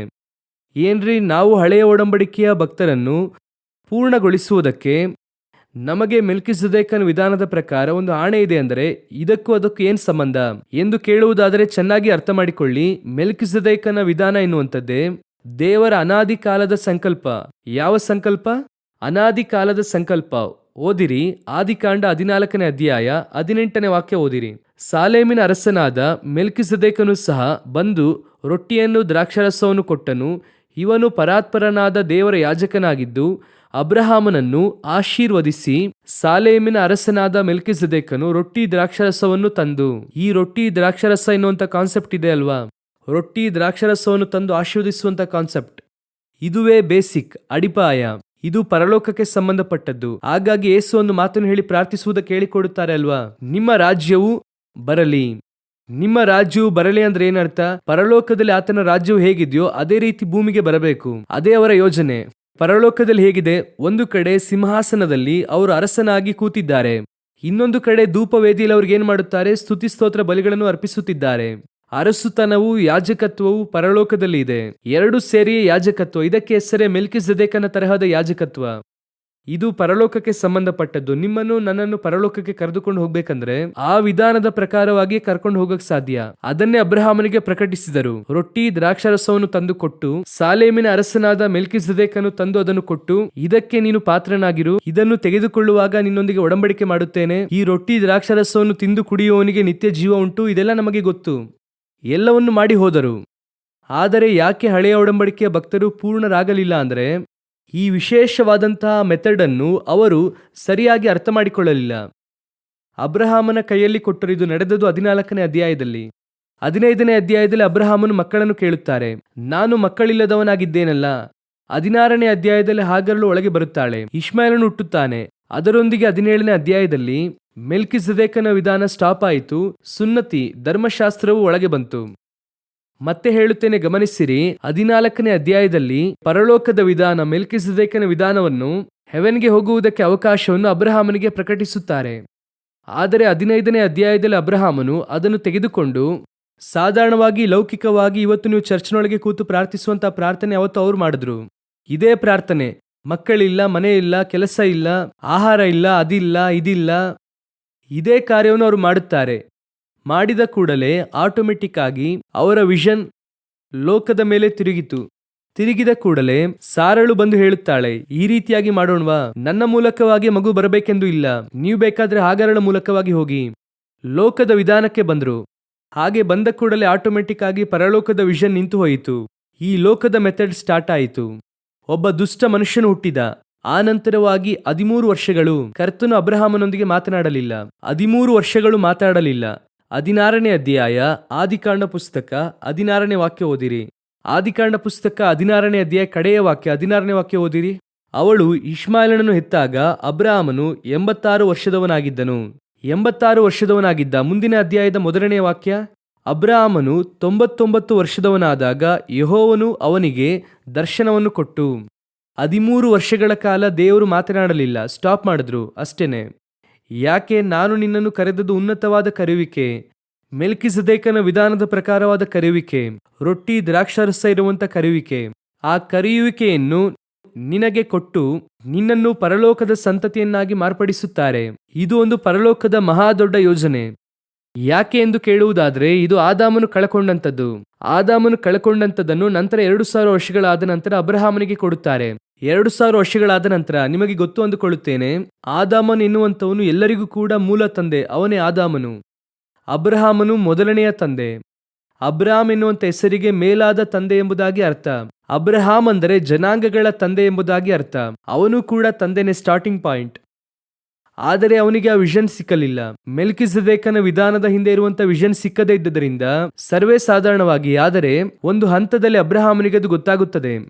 ಆದ್ದರಿಂದಲೇ ಅವರು ಹೇಳುತ್ತಾರೆ, ಅದನ್ನಲ್ಲ, ಅದಕ್ಕಿಂತಲೂ ಉತ್ತಮ ದೇಶವಾದ ಪರಲೋಕವನ್ನೇ ಹಾರೈಸುವವರಾಗಿದ್ದರು. ಯಾಕೆ ಗೊತ್ತಾ? 15ನೇ ಅಧ್ಯಾಯದಲ್ಲಿ ಮಕ್ಕಳನ್ನು ಕೇಳಿದ ಮೇಲೆ ನಂತರ ಏನ್ ಕೇಳುತ್ತಾರೆ ಗೊತ್ತಾ? ಅದೇ 15ನೇ ಅಧ್ಯಾಯದಲ್ಲಿ, ದೇವರೇ, ನಾನು ಈ ದೇಶವನ್ನು ಬಾಧ್ಯವಾಗಿ ಪಡೆಯುತ್ತೇನೆ ಎಂಬುದಾಗಿ ಹೇಗೆ ತಿಳಿದುಕೊಳ್ಳುವುದೆಂದು ಕೇಳುತ್ತಾರೆ. ಅಲ್ಲೇ ಬಲಿ ಎಲ್ಲವೂ ಕೂಡ ಬರುತ್ತದೆ. ಈಗ ಅವರಿಗೆ ಹೆವೆನ್ಲಿ ವಿಷನ್ ಹೋಯಿತು. ಅವರು ಅದನ್ನು ಬಿಟ್ಟರು. ಅದರ ಪರಿಣಾಮ ಏನಾಯಿತು? ಇಷ್ಮಾಯೇಲ್ ಬಂದ, ಲೋಕದ ರಾಜ್ಯ ಬಂತು, ಎಲ್ಲವೂ ಮಾರ್ಪಟ್ಟು ಈಗ ದೇವರು 13 ವರ್ಷ ಮಾತಾಡಿಲ್ಲ. ಇದೆಲ್ಲ ಮುಗಿಯಿತು. 17ನೇ ಅಧ್ಯಾಯದಲ್ಲಿ ಧರ್ಮಶಾಸ್ತ್ರವು ಬಂತು. ಅದುವೇ ತಾತ್ಕಾಲಿಕವಾದದ್ದು, ಟೆಂಪ್ರವರಿ. ಯೇಸು ಬರುವ ತನಕ 2000 ವರ್ಷಗಳು ಧರ್ಮಶಾಸ್ತ್ರ. ವಾಕ್ಯ ಈಗ ಹೇಳುತ್ತದೆ, ಅವರು ನಾವಿಲ್ಲದೆ ಸಿದ್ಧಿಗೆ ಬರಬಾರದೆಂಬುದಾಗಿ. ಶ್ರೇಷ್ಠವಾದ ಭಾಗ್ಯವನ್ನು ದೇವರು ನಮಗೋಸ್ಕರವಾಗಿ ಸಂಕಲ್ಪಿಸಿ ಏರ್ಪಡಿಸಿದ್ದರು. ಅವನು ಕಳಕೊಂಡಂತಹ ದ್ರಾಕ್ಷಾರಸವನ್ನು ಪುನಃ ಯಾರಿಗೂ ಕೂಡ ಕೊಡಲ್ಪಡಲಿಲ್ಲ. ಆನಂತರ 1000 ವರ್ಷ ಕಳೆದ ನಂತರ ಒಬ್ಬರಿಗೆ ಕೊಡುತ್ತಾರೆ. ಅಬ್ರಹಾಮನ ನಂತರ ಇನ್ನೊಬ್ಬನನ್ನು ದೇವರು ನಂಬುತ್ತಾರೆ. ಓದಿರಿ 2 ಸಮುವೇಲನ ಪುಸ್ತಕ 6ನೇ ಅಧ್ಯಾಯ 19ನೇ ವಾಕ್ಯವನ್ನು ಓದಿರಿ. ಸಭೆಯಾಗಿ ನೆರೆದು ಬಂದಿರುವ ಇಸ್ರಾಯೇಲರಲ್ಲಿ ಪ್ರತಿಯೊಬ್ಬ ಗಂಡಸಿಗೂ ಹೆಂಗಸಿಗೂ 1 ರೊಟ್ಟಿಯನ್ನು, 1 ತುಂಡು ಮಾಂಸವನ್ನು, ದ್ರಾಕ್ಷೆ ಹಣ್ಣಿನ ಉಂಡೆಯನ್ನು ಕೊಡಿಸಿದನು. ದಾವೀದನೀಗ ತೆಗೆದು ಏನು ಕೊಡುತ್ತಾರೆ? ರೊಟ್ಟಿ, ದ್ರಾಕ್ಷರಸ, ಮಾಂಸದ ತುಂಡು. ಇದನ್ನೇ ಯೇಸು ಹೇಳುತ್ತಾರೆ, ರೊಟ್ಟಿ ದ್ರಾಕ್ಷರಸವನ್ನು ಕೊಡುವಾಗ, ಇದು ನಿಮಗೋಸ್ಕರವಾಗಿ ಮುರಿಯಲ್ಪಟ್ಟಂತ ನನ್ನ ಶರೀರವಾಗಿದೆ ಎಂಬುದಾಗಿ ಹೇಳುತ್ತಾರೆ. ಇದೇ ಕಮ್ಯುನಿಯನ್ ಅನ್ನು ಮುಂದಿನ 1000 ವರ್ಷವಾದ ನಂತರ ಯಾರಿಗೆ ಕೊಡಲ್ಪಡುತ್ತದೆ? ದಾವೀದನಿಗೆ ಕೊಡಲ್ಪಡುತ್ತದೆ. ದಾವೀದನೇ ಈಗ ಯೇಸು ಕ್ರಿಸ್ತನ ರಾಜ್ಯಭಾರದ ಸ್ಟಾರ್ಟಿಂಗ್ ಪಾಯಿಂಟ್. ದಾವೀದನ ಸಿಂಹಾಸನದಲ್ಲಿ ಕೂತಿರುವ ಆತನು ಹೇಳುವುದೇನೆಂದರೆ, ದಾವೀದನ ನಕ್ಷತ್ರ ಉಳ್ಳವರು ಹೇಳುವುದೇನೆಂದರೆ, ದಾವೀದನ ಗೂಡಾರವನ್ನು ಪುನಃ ಕಟ್ಟುವೆನು. ಇದೆಲ್ಲ ಹೇಳಲ್ಪಟ್ಟಿರುವುದು ದಾವೀದನ ಎನ್ನುವಂತವನು ಯೇಸು ಕ್ರಿಸ್ತನಿಗೆ ಮುನ್ಸೂಚನೆಯಾಗಿದ್ದಾನೆ. ಅಬ್ರಹಾಮನು ಮಿಸ್ ಮಾಡಿದ್ದು 1000 ವರ್ಷವಾದ ನಂತರ ದಾವೀದನಿಗೆ ಕೊಡುತ್ತಾರೆ. ದಾವೀದನು ಕೂಡ ಮುಂದಿನ ಕೆಲವು ಕಾರ್ಯಗಳಲ್ಲಿ ಮಿಸ್ ಮಾಡುತ್ತಾರೆ. ನಮ್ಮೆಲ್ಲರಿಗೂ ಗೊತ್ತಿರೋ ಪ್ರಕಾರ ದೇವರ ಚಿತ್ತಕ್ಕೆ ವಿರುದ್ಧವಾದ ಕೆಲವು ಕಾರ್ಯಗಳನ್ನು ಮಾಡುವಾಗ ಅಬ್ರಹಾಮನು ಹೇಗೆ ಆಗರಳ ವಿಷಯದಲ್ಲಿ ಮಿಸ್ ಮಾಡಿದ್ರು, ಅದೇ ರೀತಿ ದಾವೀದನು ಕೂಡ ದೇವಾಲಯದ ವಿಷಯದಲ್ಲಿ ಮಿಸ್ ಮಾಡುತ್ತಾರೆ. ಸೊ ಅದನ್ನು ಬಿಟ್ರು. ಈಗ ಹೋಯಿತು. ಈಗ ಆನಂತರವಾಗಿ 1000 ವರ್ಷವಾದ ನಂತರವಾಗಿ ಯೇಸು ಕ್ರಿಸ್ತನು. ಅಬ್ರಹಾಮನ ನಂತರ 1000 ವರ್ಷವಾದ ನಂತರ ದಾವೀದನು, ದಾವೀದನ ನಂತರ 1000 ವರ್ಷವಾದ ಮೇಲೆ ಯೇಸು ಕ್ರಿಸ್ತನು. ಯೇಸು ಕ್ರಿಸ್ತನು ಮತ್ತೆ ಕಮ್ಯುನಿಯನ್ ಅನ್ನು ತೆಗೆದುಕೊಟ್ಟಿದ್ದಾರೆ. ಈಗ ಯಾರಿಗೆ ಕೊಟ್ಟಿದ್ದಾರೆ ಅಂದ್ರೆ, ನಿಮಗೂ ನನಗೂ ಅನ್ಯರಿಗೆ ದೇವರು ಕೊಟ್ಟಿದ್ದಾರೆ 1 ಕೊರಿಂಥ 11ರಲ್ಲಿ. ಆದರೆ ಇಸ್ರಾಯೇಲರಿಗೆ ಕೊಟ್ಟಿಲ್ಲ. ಈಗ ಯೋಚನೆ ಮಾಡಿ ನೋಡಿ, ಈ ವಿಶೇಷವಾದಂತ ಒಳಿತನ್ನು ಅಬ್ರಹಾಮನಿಗೆ ಕೊಟ್ಟರು, ಅವರು ಅದನ್ನು ಕಳಕೊಂಡರು. ದಾವೀದನಿಗೆ ಕೊಟ್ಟರು, ಅವನು ಅದನ್ನು ಕಳಕೊಂಡನು. ಕರ್ತನು ಈಗ ಏನ್ ಮಾಡಿದ್ದಾರಂದ್ರೆ, ಆ ಒಂದನ್ನು ನಿಮ್ಮ ನನ್ನ ಕೈಯಲ್ಲಿ ದೇವರು ಕೊಟ್ಟಿದ್ದಾರೆ. ಹಲ್ಲೆಲೂಯಾ. ಈಗ ಅವರು ಕಳ್ಕೊಂಡದನ್ನು ನೀವು ನಾನು ಪೂರ್ಣರಾಗಿಸುವ ಸ್ಥಳದಲ್ಲಿದ್ದೇವೆ. ಅದುವೇ ನಿಮ್ಮ ಕೈಯಲ್ಲಿ ಇರುವಂತ ಕಮ್ಯುನಿಯನ್. ವಿಶೇಷ ಅಂದ್ರೆ ರೊಟ್ಟಿ ದ್ರಾಕ್ಷರಸ. ಅದನ್ನು ದೇವರು ನಿಮ್ಮ ನನ್ನ ಕೈಯಲ್ಲಿ ಕೊಟ್ಟಿದ್ದಾರಂತೆ. ನೀವು ನಾನು ಅದನ್ನು ಬಾಧ್ಯರಾಗಿ ಪಡೆಯುವುದಕ್ಕಾಗಿ ದೇವರು ಕೊಟ್ಟಿದ್ದಾರೆ. ನಾವೀಗ ಏನ್ ಮಾಡುತ್ತೇವೆ? ಆ ಪೂರ್ಣರಾಗುವಂತ ಹಂತದಲ್ಲಿ ಇವತ್ತು ನೀವು ನಾನು ಇದ್ದೇವಾ? ಈಗ ಯೋಚನೆ ಮಾಡಿ ನೋಡಿ, ವಾಕ್ಯ ಏನ್ ಹೇಳುತ್ತದೆ? ಅವರು ಕಳಕೊಂಡಂತಹ ಆ ನೂತನ ಯೆರೂಸಲೇಮ್, ಆ ಮಹಾಪರಿಶುದ್ಧ ಸ್ಥಳ ಒಳಗೆ ಪ್ರವೇಶಿಸುವುದಕ್ಕೆ ರೊಟ್ಟಿ ದ್ರಾಕ್ಷರಸವೇ ಕಾರಣವಾಗಿದೆ. ಓದಿರಿ ಇಬ್ರಿಯರಿಗೆ ಬರೆದ ಪತ್ರಿಕೆ 6ನೇ ಅಧ್ಯಾಯ 19 ಹಾಗೂ 20ನೇ ವಾಕ್ಯವನ್ನು ಓದಿರಿ. ಈ ಆಧಾರಗಳನ್ನು ಕೊಟ್ಟದ್ದರಲ್ಲಿ ದೇವರು ಸುಳ್ಳಾಡಿರಲಾರನು. ಆ ನಿರೀಕ್ಷೆಯು ನಮ್ಮ ಪ್ರಾಣಕ್ಕೆ ಲಂಗರದ ಹಾಗಿದ್ದು ಭರವಸೆಗೆ ಯೋಗ್ಯವಾದದ್ದು ಸ್ಥಿರವಾದದ್ದು ಆಗಿದೆ. ಅದು ತೆರೆಯೊಳಗಣ ದೇವ ಸಾನ್ನಿಧ್ಯವನ್ನು ಪ್ರವೇಶಿಸುವಂಥದ್ದು.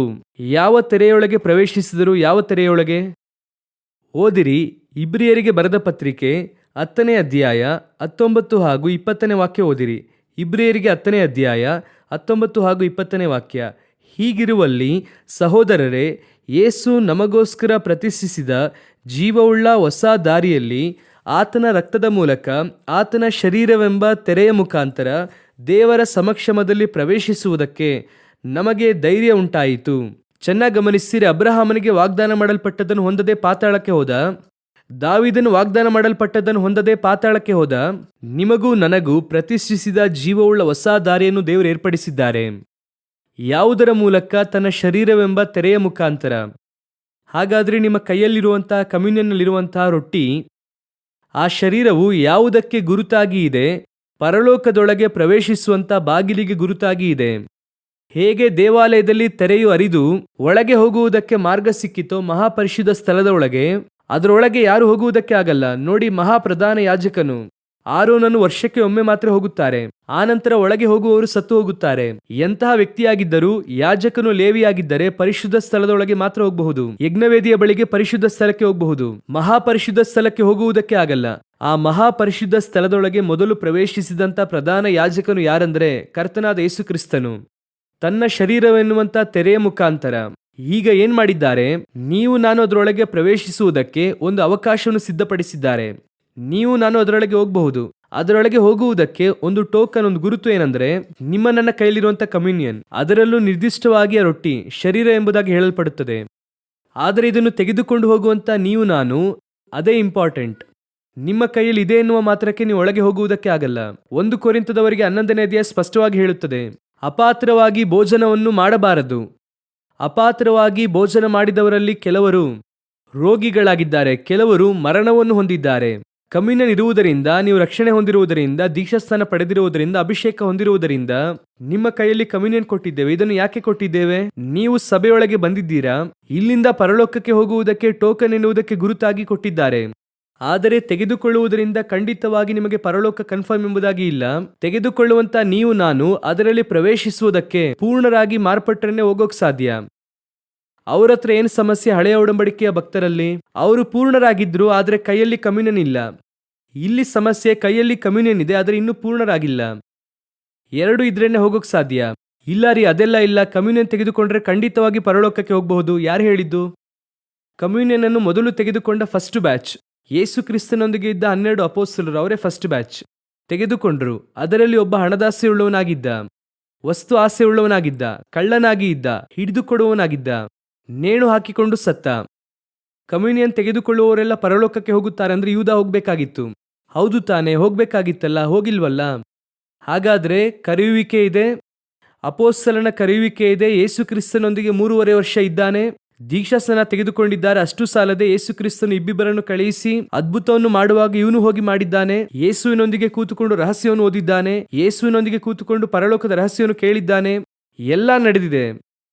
ಆದರೆ ಅಪಾತ್ರವಾಗಿ ಭೋಜನ ಮಾಡಿದಂತ ಒಂದೇ ಕಾರಣದಿಂದ ನೇಣು ಹಾಕಿಕೊಂಡು ಸತ್ತ.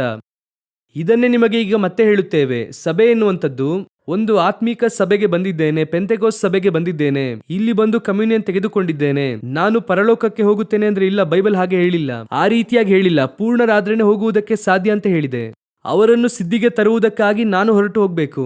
ಅದನ್ನೇ ವಾಕ್ಯ ಹೇಳುತ್ತದೆ, ಪೂರ್ಣರಾಗುವಂತೆ ಸಾಗುತ್ತಾ ಹೋಗೋಣ, ಇದರಲ್ಲೇ ಇರಬೇಡಿ. ಇದೇ ಸ್ನಾನ, ಅಸ್ತಾರ್ಪಣ ವಿಷಯವಾದ ಉಪದೇಶ, ನಿತ್ಯವಾದ ನ್ಯಾಯ ತೀರ್ಪು, ಇದನ್ನೇ ಮಾತಾಡುತ್ತಾ ಇರಬೇಡ. ಪೂರ್ಣವಾದ ತಿಳುವಳಿಕೆಗೆ ಸಾಗುತ್ತಾ ಹೋಗೋಣ, ಇನ್ನೂ ಪೂರ್ಣವಾಗು. ಅದಕ್ಕೆ ಏನ್ ಮಾಡ್ಬೇಕಂತ ನೋಡು. ಅವರ ಕೈಯಲ್ಲಿ ಕಮ್ಯುನಿಯನ್ ಕೊಟ್ಟಿದ್ದಾಯಿತು, ಅಬ್ರಹಾಮನ ಕೈಯಲ್ಲಿ. ಆದ್ರೆ ಅವನಿಗೆ ಒಂದು ಆಸೆ ಇತ್ತು, ನನಗೆ ಮಕ್ಕಳಿಲ್ವಲ್ಲ ದೇವರೇ. ಲೋಕ ಪ್ರಕಾರವಾಗಿ ಅದು ಕರೆಕ್ಟ್. ಲೋಕ ಪ್ರಕಾರವಾಗಿ ಏನ್ರಿ ಒಂದು ಮಗು ಇಲ್ಲ ಎಂಬುದಾಗಿ ಕೇಳುವಂಥದ್ದು ತಪ್ಪಾರಿ. ಎಲ್ಲರೂ ಕೇಳಿದ ಹಾಗೆ ತಾನು ಅವನು ಕೇಳ್ದ. ದೇವರು ಹೇಳುತ್ತಾರೆ, ಎಲ್ಲರೂ ಕೇಳುತ್ತಾರೆ ಎನ್ನುವಂಥದ್ದು ಲೋಕದ ಅಭ್ಯಾಸ. ಮೆಲ್ಕಿಜೆದೇಕನ ವಿಧಾನದ ಪ್ರಕಾರವಾಗಿ ಇರುವಂಥವನಿಗೆ ಇದಲ್ಲ, ಇದಕ್ಕಿಂತ ಉತ್ತಮವಾದ ಆಶೀರ್ವಾದವನ್ನು ಇಟ್ಟಿದ್ದೇನೆ. ನಾನು ಅವನಿಗೆ ಒಂದು ಮಗುವನ್ನು ಕೊಡುತ್ತೇನೆ. ಆ ಮಗು ನೀವು ಅಂದುಕೊಂಡಿರೋ ಪ್ರಕಾರ ನಿಮ್ಮ ಮನೆಗೆ ವಿಚಾರಿಸುವವನಾಗಿಯೋ, ನಿನ್ನ ನಂತರ ಆಸ್ತಿಯನ್ನು ಕಾಪಾಡುವವನಾಗಿಯೋ, ನಿನ್ನ ನಂತರ ನಿನಗಿರುವಂತದನ್ನೆಲ್ಲ ಕಟ್ಟಿ ಕಾಯುವಂತವನಾಗಿರುವುದಿಲ್ಲ. ಪರಲೋಕದ ಯೋಜನೆ ಪ್ರಕಾರ ನಿನ್ನ ಆತ್ಮಿಕ ದರ್ಶನವನ್ನು ಮುಂದಿನ ತಲೆಮಾರಿಗೆ ಕೊಂಡು ಹೋಗುವವನಾಗಿರುತ್ತಾನೆ. ಆ ಮಗುವನ್ನು ತಂದು ನಾನು ನಿನಗೆ ಕೊಡುತ್ತೇನೆ. ಅದುವೇ ದೇವರ ಯೋಜನೆ. ಅನೇಕರಿಗೆ ಏನ್ ಹೇಳುತ್ತಾರೆ? ಅಬ್ರಹಾಮನ ಆಶೀರ್ವಾದ ಅದು ನನಗೂ ಮಕ್ಕಳಿಗೂ ಮಕ್ಕಳ ಮಕ್ಕಳಿಗೂ. ಸುಮ್ಮನೆ ಒಂದು ಉದಾಹರಣೆಗೆ ಯೋಚನೆ ಮಾಡಿ ನೋಡಿ. ಅಬ್ರಹಾಮನ ಆಶೀರ್ವಾದ ಏನು? ಅವನು ಬಹು ಶ್ರೀಮಂತನಾಗಿದ್ದ. ನೀವೆಲ್ಲ ಅದನ್ನೇ ನೋಡುತ್ತೀರಾ ಅಲ್ವಾ? ಬಹು ಶ್ರೀಮಂತನಾಗಿದ್ದ. ಹಾಗಂದರೆ ಅಬ್ರಹಾಮನ ನಂತರವಾಗಿ ಈಸಾಕನು ಕೂಡ ಏನಾಗಿರ್ಬೇಕಾಗಿತ್ತು? ಬಹು ಶ್ರೀಮಂತನಾಗಿ ತಾನೇ ಇರಬೇಕಾಗಿತ್ತು. ಓದಿರಿ, ಆದಿಕಾಂಡ ಪುಸ್ತಕ 26ನೇ ಅಧ್ಯಾಯ 13ನೇ ವಾಕ್ಯ ಓದಿರಿ. ಆದಿಕಾಂಡ 26ನೇ ಅಧ್ಯಾಯ 13ನೇ ವಾಕ್ಯ. ಅವನ ಐಶ್ವರ್ಯವು ಯಾರು? ಈಸಾಕನು. ಅವನ ಐಶ್ವರ್ಯವು ದಿನೇ ದಿನೇ ಹೆಚ್ಚಿದ್ದರಿಂದ ಬಹು ಧನವಂತನಾದನು. ಅವನು ಈಗಲೇ ಧನವಂತನಾಗುತ್ತಾನೆ. ಅವನ ಐಶ್ವರ್ಯವು ದಿನೇ ದಿನೇ ಹೆಚ್ಚಿದ್ದರಿಂದ ಧನವಂತನಾದನು. ಹಾಗಾದ್ರೆ ಅವನ ತಂದೆ ಕೊಟ್ಟಿದ್ದೇನಾಯಿತು? ಅದೆಲ್ಲ ಯಾರ್ಯಾರೋ ಮುಚ್ಚಾಕ್ದ, ಅದು ಹೋಯಿತು. ಯಾಕೆ ಕರ್ತನು ತಡೆಯಲಿಲ್ಲ?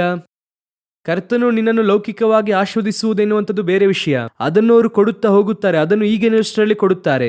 ಒಬ್ಬ ವ್ಯಕ್ತಿಯ ಮೂಲಕವಾಗಿ ಒಂದು ಕಟ್ಟಡವನ್ನೇ ಕಟ್ಟಿಕೊಡುವುದಕ್ಕೆ ದೇವರು ಶಕ್ತರಾಗಿದ್ದಾರೆ. ಒಬ್ಬ ಮನುಷ್ಯನ ಮೂಲಕವಾಗಿ ಒಂದು ಕಾರ್ಯವನ್ನು ಮಾಡುವುದಕ್ಕೆ ದೇವರು ಶಕ್ತರಾಗಿದ್ದಾರೆ. ಈಗ ನೋಡಿ ಈಸಾಕನ ಆಶೀರ್ವಾದ. ಅವನು ದಿನೇ ದಿನ ಅಭಿವೃದ್ಧಿಯಾಗಿ ಧನವಂತನಾದ. ಹಾಗಾದ್ರೆ ಅವನ ಐಶ್ವರ್ಯ ನೆಕ್ಸ್ಟ್ ಯಾರಿಗೆ ಹೋಗ್ಬೇಕಾಗಿತ್ತು? ಯಾಕೋಬನಿಗೆ ಹೋಗ್ಬೇಕಾಗಿತ್ತು. ಆದ್ರೆ ಯಾಕೋಬನು ನೆಕ್ಸ್ಟ್ ಎಲ್ಲಿ ಹೋದ್ರು? ಕುರಿ ಮೇಯಿಸುವುದಕ್ಕೆ ಹೋದ್ರು. ಅವ್ರು ಹೇಳುತ್ತಾರೆ, ನಾನು ಬರೀ ಕೋಲಿನೊಂದಿಗೆ ಬಂದೆ, ಕರ್ತನು ನನ್ನನ್ನು 2 ಪಾಳೆಯವನ್ನಾಗಿ ಮಾರ್ಪಡಿಸಿದ್ದಾರೆ. ಈಗ ಯೋಚನೆ ಮಾಡಿ ನೋಡಿ, ಈಸಾಕನ ಆಶೀರ್ವಾದ ಯಾರಿಗೆ ಬರಲಿಲ್ಲ? ಯಾಕೋಬನಿಗೆ ಬರಲಿಲ್ಲ. ಸರಿ, ಈಗ ಯಾಕೋಬನ ಆಶೀರ್ವಾದ ಯಾರಿಗೆ ಹೋಗ್ಬೇಕಾಗಿತ್ತು? ಚೊಚ್ಚಲತನದ ಹಕ್ಕು ಯಾರದ್ದು? ಯೋಸೇಫನದ್ದು. ಹಾಗಾದ್ರೆ ಇದು ಒಟ್ಟಾಗಿ ಯಾರಿಗೆ ಹೋಗ್ಬೇಕಾಗಿತ್ತು? ಯೋಸೇಫನಿಗೆ ಹೋಗ್ಬೇಕಾಗಿತ್ತು. ಆದ್ರೆ ಯೋಸೇಫನ್ ಎಲ್ಲಿ ಹೋದ್ರು? ಐಗುಪ್ತಕ್ಕೆ ಹೋಗಿ ದಾಸನಾಗಿ ಇದ್ದು ಸೆರೆಮನೆಗೆ ಹೋಗಿ ಕಡೆಯದಾಗಿ ಅವರು ಪ್ರಧಾನಿಯಾಗಿ ಅವರು ಯಾಕೋಬನನ್ನು ಪೋಷಿಸುತ್ತಾರೆ. ಆ ಒಂದು ಹಂತಕ್ಕೆ ಬರುತ್ತಾರೆ. ಹಾಗಂದ್ರೆ ಅಬ್ರಹಾಮನ ಆಶೀರ್ವಾದ ಎಂದು ಹೇಳುವಂಥದ್ದು ಈ ಲೋಕದ ಆಶೀರ್ವಾದದ ಕುರಿತಾಗಿ ಅವರು ಮಾತಾಡಿಲ್ಲ. ಆದರೆ ಅಬ್ರಹಾಮನ ಆಶೀರ್ವಾದವು ಅವನ ತಲೆಯ ಮೇಲೆ ಇದ್ದು ಪರಲೋಕಕ್ಕೆ ಸಂಬಂಧಪಟ್ಟದ್ದು ಈಸಾಕನಿಗೂ, ಈಸಾಕನಿಂದ ಯಾಕೋಬನಿಗೂ, ಯಾಕೋಬನಿಂದ ಇಸ್ರಾಯೇಲಿಗೂ, ಇಸ್ರಾಯೇಲಿಂದ ನಿಮಗೂ ನನಗೂ ಯೇಸು ಕ್ರಿಸ್ತನ ಮೂಲಕವಾಗಿ ಬಂದು ತಲೆಮಾರು ತಲೆಮಾರಾಗಿ ತಲೆಮಾರು ತಲೆಮಾರಾಗಿ ನಮ್ಮ ಮೇಲೆ ಇದೆ. ಇದನ್ನೇ ಸತ್ಯವೇದ ಹೇಳುತ್ತದೆ. ಇನ್ನು ಲೌಕಿಕವಾದ ಆಶೀರ್ವಾದದ ಕುರಿತಾಗಿ ಅದರ ಕುರಿತಾಗಿಯೇ ಕಾನ್ಸಂಟ್ರೇಷನ್. ಅಬ್ರಹಾಮನಿಗೆ ಅದೇ ಚಿಂತೆ ಇತ್ತು. ದೇವರೇ, ನನಗೆ ಇಷ್ಟೆಲ್ಲ ಆಸ್ತಿ ಇದೆ, ನನ್ನ ನಂತರ ಯಾರು ನೋಡಿಕೊಳ್ಳುತ್ತಾರೆ? ನನಗೆ ಅದರಲ್ಲಿ ಬಹಳ ಇಷ್ಟವಾದ ವಿಷಯ ಏನಂದರೆ 15ನೇ ಅಧ್ಯಾಯ ಆದಿಕಾಂಡದಲ್ಲಿ ದೇವರು ಬಂದು 14ನೇ ಅಧ್ಯಾಯದಲ್ಲಿ ದೊಡ್ಡ ಜಗಳವಾಗುತ್ತದೆ. ಸೋದೋಮ್ ಅರಸನೊಂದಿಗೆ ಒಂದು ಜಗಳ ನಡೆಯುತ್ತದೆ. ಆ ಜಗಳವಾಗಿ ಮುಗಿದ ಕೂಡಲೇ ಇವರು ಹೋಗಿ ಒಂದು 5 ಜನರನ್ನು ಜಯಿಸಿ ಬರುತ್ತಾರೆ. ಇವರಿಗೆ ಆಗ ಒಂದು 85 ವರ್ಷವಾಗಿದೆ. ಇವರು ಈಗ ಭಯಪಡುತ್ತಾ ಇದ್ದಾರೆ ಅನಿಸುತ್ತೆ. ಕರ್ತನು ಇವರನ್ನು ಬಲಪಡಿಸುವುದಕ್ಕಾಗಿ ಬರುತ್ತಾರೆ. 15ನೇ ಅಧ್ಯಾಯ 1ನೇ ವಾಕ್ಯದಲ್ಲಿ ನೋಡುವಾಗ ಆ ವಾಕ್ಯ ಓದಿರಿ. ಈ ಸಂಗತಿಗಳು ನಡೆದ ಮೇಲೆ, ಯಾವ ಸಂಗತಿಗಳು ನಡೆದ ಮೇಲೆ? 14ನೇ ಅಧ್ಯಾಯದಲ್ಲಿರುವಂತಹ ಜಗಳ, ದೊಡ್ಡ ಜಗಳ. 5 ಅರಸರುಗಳಿಗೆ 3 ಅರಸರುಗಳಿಗೆ ನಡೆಯುತ್ತದೆ. ಎಲ್ಲ ನಡೆದು ಮುಗಿಯುತ್ತದೆ. ಎಲ್ಲ ಮುಗಿದ ಮೇಲೆ ಈ ಸಂಗತಿಗಳಾದ ಮೇಲೆ, ಈ ಸಂಗತಿಗಳು ನಡೆದ ಮೇಲೆ ಅಬ್ರಹಾಮನಿಗೆ ದರ್ಶನದಲ್ಲಿ ಯೆಹೋವನ ವಾಕ್ಯ ಉಂಟಾಯಿತು.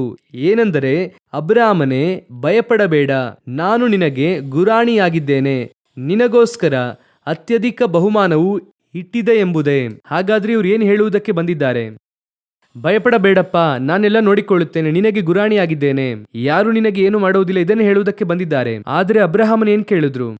ನೆಕ್ಸ್ಟ್ ಮುಂದಿನ ವಾಕ್ಯ. ಅದಕ್ಕೆ ಅಬ್ರಹಾಮನು, ಕರ್ತನಾದ ಯೆಹೋವನೇ, ನನಗೆ ಏನು ಕೊಟ್ಟರೇನು? ನಾನು ಸಂತಾನವಿಲ್ಲದವನಾಗಿ ಹೋಗುವೇನಾದ್ದರಿಂದ ಇದಕ್ಕೂ ಅದಕ್ಕೇನಾದ್ರೂ ಸಂಬಂಧ ಇದೆಯಾ? ಅವರು ಬಂದು ಹೇಳಿದ್ದಕ್ಕೂ ಇದಕ್ಕೂ ಏನಾದ್ರೂ ಸ್ವಲ್ಪವಾದ್ರೂ ಸಂಬಂಧ ಇದೆಯಾ? ಸಂಬಂಧವೇ ಇಲ್ಲ.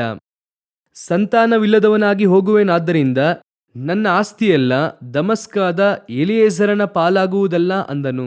ಅದಕ್ಕಿಂತಲೂ ಕೂಡ ಇನ್ನೊಂದು ಆಶ್ಚರ್ಯ ನೋಡಿರಿ. ಮುಂದಿನ ವಾಕ್ಯ ಓದಿರಿ. ತಿರುಗಿ ಅಬ್ರಹಾಮನು, ಹಾಗಂದ್ರೆ ಏನರ್ಥ?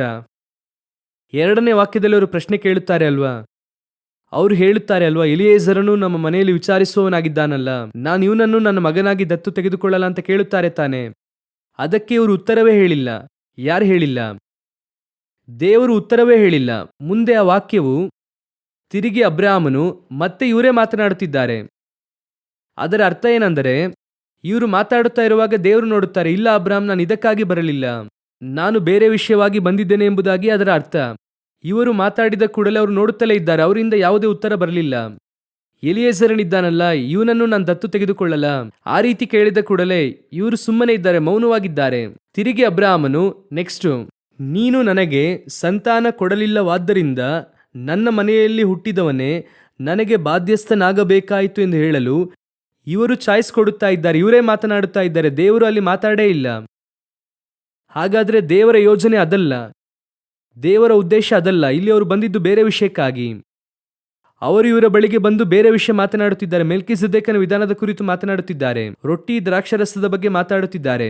ಇದನ್ನು ಕೊಟ್ಟ ನೀನು ತೆಗೆದುಕೊಂಡಿದ್ದೀಯ, ಇದರ ನಂತರವಾಗಿ ನೀನು ಸೋದೋಮನ್ನು ಜಯಿಸಿದ್ದೀಯ. ಇದು ಸ್ಪಿರಿಚುವಲ್ ವಾರ್ಫೇರ್, ಇದು ನಡೆದದ್ದು ಸ್ಪಿರಿಚುವಲ್ ವಾರ್. ಪೌಲನು ಹೇಳುತ್ತಾನೆ ಅಲ್ವಾ, ಮನುಷ್ಯ ಮಾತ್ರ ಸಂಗಡದವರ ಮೇಲೆ ಅಲ್ಲ, ವಾಯುಮಂಡಲದ ದುರಾತ್ಮ ಸೇನೆ. ಆ ರೀತಿಯಾದ ಸ್ಪಿರಿಚುವಲ್ ವಾರ್ಫೇರ್ ಅನ್ನು ಅಬ್ರಹಾಮನು ಮಾಡಿದ್ದಾರೆ ಸೋದೋಮ್ ಅರಸನಿಗೋಸ್ಕರ. ಆ ಸ್ಥಳದಲ್ಲಿ ನಡೆದಿದೆ, ಬಹಳ ಕೇರ್ಫುಲ್ ಆಗಿರು ಎಂಬುದಾಗಿ ಹೇಳುವುದಕ್ಕಾಗಿ ಬಂದಿದ್ದಾರೆ. ಸಂಬಂಧವೇ ಇಲ್ಲದೆ ಇವರು ಬೇರೆ ವಿಷಯ ಮಾತನಾಡುತ್ತಿದ್ದಾರೆ. ಇದುವೇ ಇವತ್ತು ನೀವು ನಾನು ಮೆಲ್ಕಿಸೆದೇಕನ ವಿಧಾನದಲ್ಲಿ ಮಾಡುವಂತ ಮಿಸ್ಟೇಕ್. ಪೂರ್ಣರಾಗದಂತೆ ಯಾವುದು ನಿಮ್ಮನ್ನು ಪೂರ್ಣರಾಗುವುದಕ್ಕೆ ಬಿಡುತ್ತಾ ಇಲ್ಲ ಗೊತ್ತಾ? ಇನ್ನು ಈ ಲೋಕದಲ್ಲಿರುವಂತಹ ಲೋಕದ ವಿಧಾನಗಳು. ಆದ್ದರಿಂದ ಅವರು ಬರೆಯುತ್ತಾರೆ, ಆರೋನನ ತರಹದ ಯಾಜಕತ್ವದಿಂದ ಸಂಪೂರ್ಣ ಸಿದ್ಧಿ ಉಂಟಾಗಿದ್ದರೆ ಬೇರೊಬ್ಬ ಯಾಜಕನು ಬರುವುದಕ್ಕೆ ಅವಶ್ಯವೇನಿತ್ತು? ಆ ವಾಕ್ಯ ಓದಿರಿ. ಇಬ್ರಿಯರಿಗೆ ಬರೆದ ಪತ್ರಿಕೆ 7ನೇ ಅಧ್ಯಾಯ 11ನೇ ವಾಕ್ಯ. ಇಸ್ರಾಯೇಲರಿಗೆ ಉಂಟಾದ ಧರ್ಮಶಾಸ್ತ್ರವು ಲೇವಿಕ ಯಾಜಕತ್ವದ ಮೇಲೆಯೇ ಆಧಾರಗೊಂಡಿದೆಯಷ್ಟೇ. ಆ ಯಾಜಕತ್ವದಿಂದ ಸಂಪೂರ್ಣ ಸಿದ್ಧಿ ಉಂಟಾಗಿದ್ದರೆ ಆರೋನನ ತರಹದವನಾಗಿರದೆ ಮೆಲ್ಕಿಸೆದೇಕನ ತರಹದ ಬೇರೊಬ್ಬ ಯಾಜಕನು ಬರುವುದಕ್ಕೆ ಅವಶ್ಯವೇನಿತ್ತು? ಆರೋನನ ತರಹದ ಯಾಜಕತ್ವ ಅಂದ್ರೆ ಏನು? ನಿನ್ನ ನಂತರವಾಗಿ ನಿನ್ನ ಮಗ, ಮಗನ ನಂತರ ಅವನ ಮಗ, ತಲೆಮಾರು ತಲೆಮಾರಾಗಿ ಯಾಜಕತ್ವ ಇರುತ್ತದೆ. ಈ ವಿಧಾನ ಫೇಲ್ಯೂರ್. ಆದ್ದರಿಂದ ಅವರು ಬರೆಯುತ್ತಾರೆ, ಆರೋನನ ಯಾಜಕತ್ವದಿಂದ ಸಂಪೂರ್ಣ ಸಿದ್ಧಿ ಉಂಟಾಗಿದ್ದರೆ ಮೆಲ್ಕಿಸೆದೇಕನ ತರಹದ ಬೇರೊಬ್ಬ ಯಾಜಕನು ಬರುವುದಕ್ಕೆ ಅವಶ್ಯವೇನಿತ್ತು? ಹಾಗಾದ್ರೆ ಈ ಯಾಜಕತ್ವದಿಂದ ಬಂದಂತ ಆರೋನನು ಸುನ್ನತಿ ಆರಂಭವಾಗುತ್ತದೆ. ಆ ಯಾಜಕತ್ವದಿಂದ ಬಂದಂತ ಅಬ್ರಹಾಮನಿಂದ ಕಡೆಯದಾಗಿರುವಂತ ಯೇಸು ಕ್ರಿಸ್ತನ ಕಾಲದ ತನಕ ಫೇಲ್ಯೂರ್. ಆ ಯಾಜಕತ್ವದಿಂದ ಸಂಪೂರ್ಣ ಸಿದ್ಧಿ ಉಂಟಾಗುವುದಿಲ್ಲ.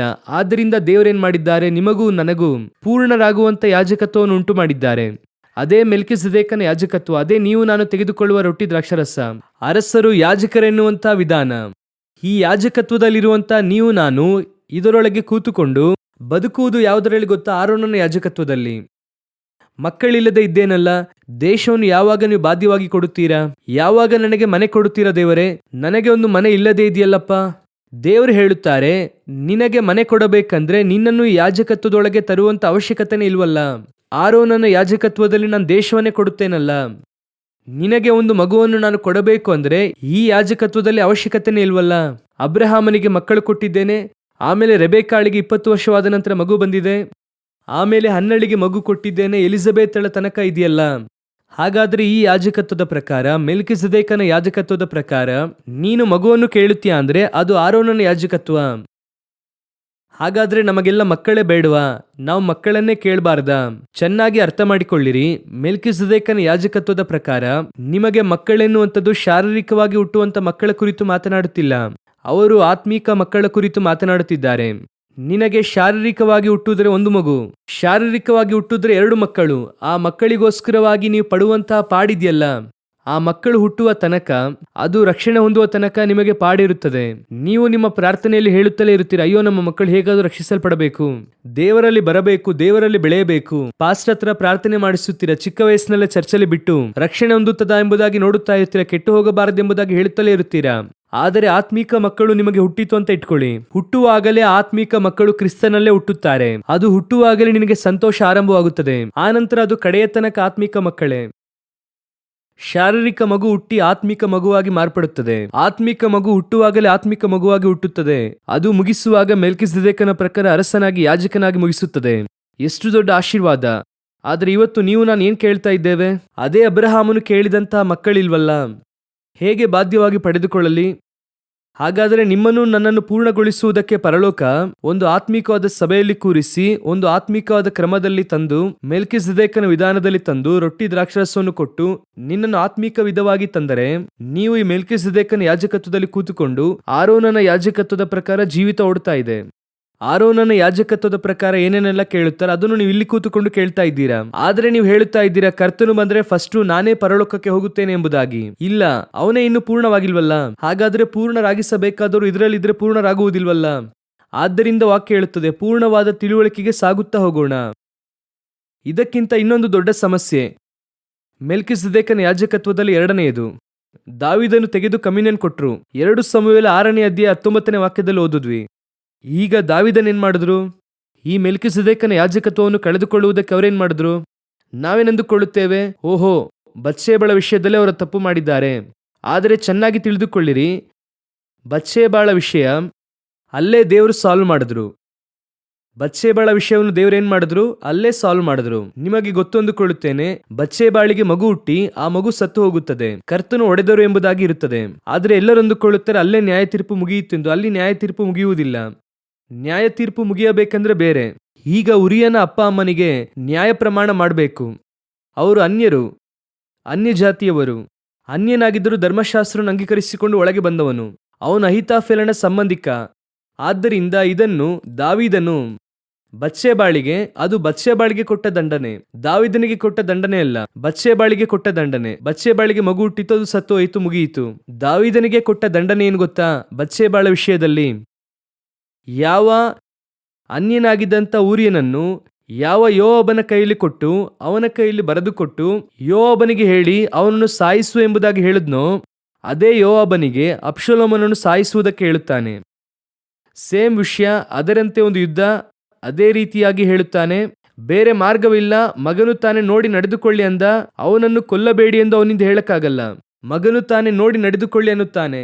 ಯಾವ ಯೋವಾಬನನ್ನಿಟ್ಟು ಯಾವ ಅನ್ಯನನ್ನು ನೀನು ಕೊಲೆ ಮಾಡ್ದೋ ಅದೇ ಯೋವಾಬನನ್ನಿಟ್ಟು ನಿನ್ನ ಮಗನನ್ನು ದೇವರು ಕೊಲೆ ಮಾಡುತ್ತಾರೆ. ಅದೇ ರೀತಿ ನ್ಯೂಸ್ ಬರುತ್ತದೆ. ಆದರೆ ಊರಿಯನು ಸತ್ತಂತಹ ಸಮಾಚಾರ ನಿನಗೆ ಬರುವಾಗ ಅದು ನಿನಗೆ ನೆಮ್ಮದಿಯಾಗಿತ್ತಲ್ವಾ? ಆದರೆ ನಿನ್ನ ಮಗ ಸತ್ತ ಎನ್ನುವಂತೆ ನ್ಯೂಸ್ ಬಂದಾಗ ದಾವೀದನು ಗೋಳಾಡಿದ ಎಂಬುದಾಗಿ ವಾಕ್ಯ ಹೇಳುತ್ತದೆ. ಅದುವೇ ನ್ಯಾಯ ತೀರ್ಪು, ಧರ್ಮಶಾಸ್ತ್ರ. ಕಣ್ಣಿಗೆ ಕಣ್ಣು, ಮುಯಿಗೆ ಮುಯಿ, ಮಗುವಿಗೆ ಮಗು ಸರಿಯಾಯಿತು. ಕರ್ತನು ಅಲ್ಲಿಟ್ಟೆ ಅವನನ್ನು ಸರಿಪಡಿಸುತ್ತಾರೆ. ಆದರೆ ಮೆಲ್ಕಿಸೆದೇಕನ ಯಾಜಕತ್ವ ತಪ್ಪಿ ಹೋಗಿದ್ದಕ್ಕೆ ಅದಲ್ಲ ಕಾರಣ. ಮೆಲ್ಕಿಸೆದೇಕನ ಯಾಜಕತ್ವ ಹೋಗಿದ್ದಕ್ಕೆ ಬೇರೆ ಕಾರಣ. ಏನೆಂದರೆ ಕರ್ತನು ದಾವೀದನಿಗೆ ದೇವಾಲಯ ಬೇಕು ಎಂಬುದಾಗಿ ಕೇಳುವುದಿಲ್ಲ. ದೇವಾಲಯ ಹಿಂದೆ ಇರುವಂತ ಕಾನ್ಸೆಪ್ಟ್ ಬೇರೆ. ಅದು ಗೂಡಾರ. ಅದು ಗೂಡಾರದಲ್ಲಿರಬೇಕು, ಆಲಯದಲ್ಲಿರಬಾರದು. ಹಳೆಯ ಒಡಂಬಡಿಕೆಯಲ್ಲಿ ಆಲಯ ಕಟ್ಟಬಾರದು. ಅದು ಗೂಡಾರದಲ್ಲಿರಬೇಕು. ಗೂಡಾರದ ಹಿಂದೆ ಆತ್ಮಿಕವಾದ ಸತ್ಯ ಇದೆ. ಏನೆಂದರೆ ಪರಲೋಕದಲ್ಲಿ ಗೂಡಾರವೇ ಇದೆ. ಪ್ರಕಟಣೆ 15:5 ಸಾಕ್ಷಿಯ ಗೂಡಾರವಾಗಿರುವ ಆಲಯ ಎಂಬುದಾಗಿ. ಇವರೇನ್ ಮಾಡಿದ್ರು? ಆಸೆ ಪಟ್ಟರು. ಸ್ಪಿರಿಚುವಲ್ ಆಸೆ. ಇದೇ ಮುಂದಿನ ಸಮಸ್ಯೆ. ಅಬ್ರಹಾಮನಿಗೆ ಬಂದ ಆಸೆ, ನನ್ನ ಮಗನು, ನನಗೆ ಒಬ್ಬ ಮಗ ಬೇಕು, ನನಗೆ ಲ್ಯಾಂಡ್ ಬೇಕು. ಆದರೆ ದಾವೀದನಿಗೆ ಬಂದ ಆಸೆ ಸ್ಪಿರಿಚುವಲ್ ಆಸೆ. ಇದೇನ್ ಆಸೆ ಗೊತ್ತಾ? ದೇವರೇ, ನಾನು ಹೀಗೆ ಇದ್ದೇನಲ್ಲ, ನಾನು ನಿಮಗೆ ಒಂದು ದೊಡ್ಡ ಚರ್ಚನ್ನು ಕಟ್ಟಿದ್ರೆ ಹೇಗಿರುತ್ತದೆ? ದೇವರು ಪ್ರತ್ಯುತ್ತರವಾಗಿ ಕೇಳುತ್ತಾರೆ, ನಾತಾನ್ ಪ್ರವಾದಿ ಮೂಲಕ ಕೇಳುತ್ತಾರೆ, ಯಾವ ಕಾಲದಲ್ಲಾದರೂ ಯಾರ ಬಳಿಯಲ್ಲಾದರೂ ನಾನು ಒಂದು ಆಲಯ ಬೇಕು ಎಂದು ಕೇಳಿದ್ದೇನಾ? ಯಾಕಂದ್ರೆ ಆಲಯದ ಕಾನ್ಸೆಪ್ಟೇ ಬೇರೆ. ಈಗ ಇವರೇನ್ ಮಾಡಿದ್ದಾರೆ?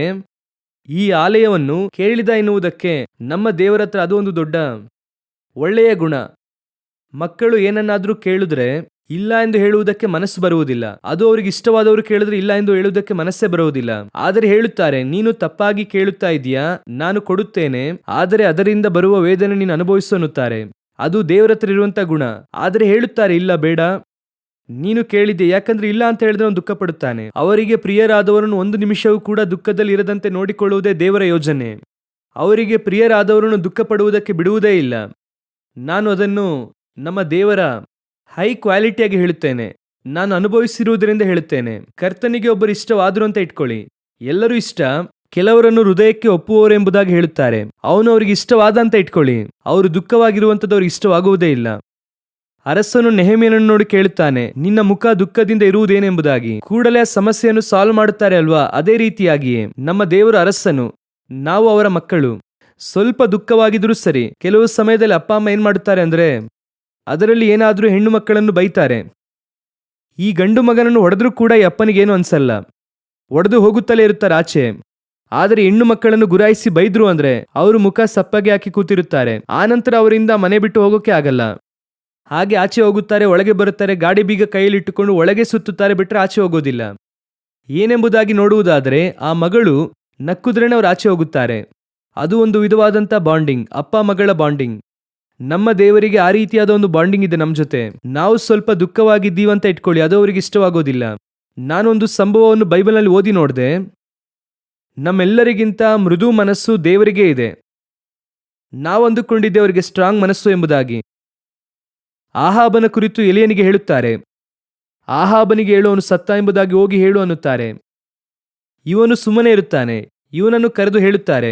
ಕೂಡಲೇ ಆಹಾಬನಿಗೆ ಹೇಳುತ್ತಾರೆ, ನೀನು ಮಂಚದಿಂದ ಕೆಳಗೆ ಇಳಿಯುವುದಿಲ್ಲ, ಸಾಯುತ್ತೀಯ ಎಂಬುದಾಗಿ. ಕೂಡಲೇ ಆಹಾಬನು ಅಳುತ್ತಾನೆ, ಹೋಗಿ ಮನ ತಿರುಗುತ್ತಾನೆ. ಪಶ್ಚಾತ್ತಾಪ ಪಟ್ಟ ಕೂಡಲೇ ಅವನ ಮೇಲೆ ಇವರಿಗೆ ಪ್ರೀತಿ ಬರುತ್ತದೆ. ಅಯ್ಯೋ, ಎಷ್ಟು ಅಳುತ್ತಾ ಇದ್ದಾನೆ ನೋಡ್ದ. ಕೂಡಲೇ ಹೇಳುತ್ತಾರೆ, ನಿನ್ನ ಕಾಲದಲ್ಲಿ ನಡೆಯುವುದಿಲ್ಲ, ನಿನ್ನ ಮಗನ ಕಾಲದಲ್ಲಿ ನಡೆಯುತ್ತದೆ, ನೀನು ತಪ್ಪಿಸಿಕೊ ಹೋಗು ಅಂತಾರೆ. ಈಗ ಹೇಳಿದ್ದಾಯ್ತಾ?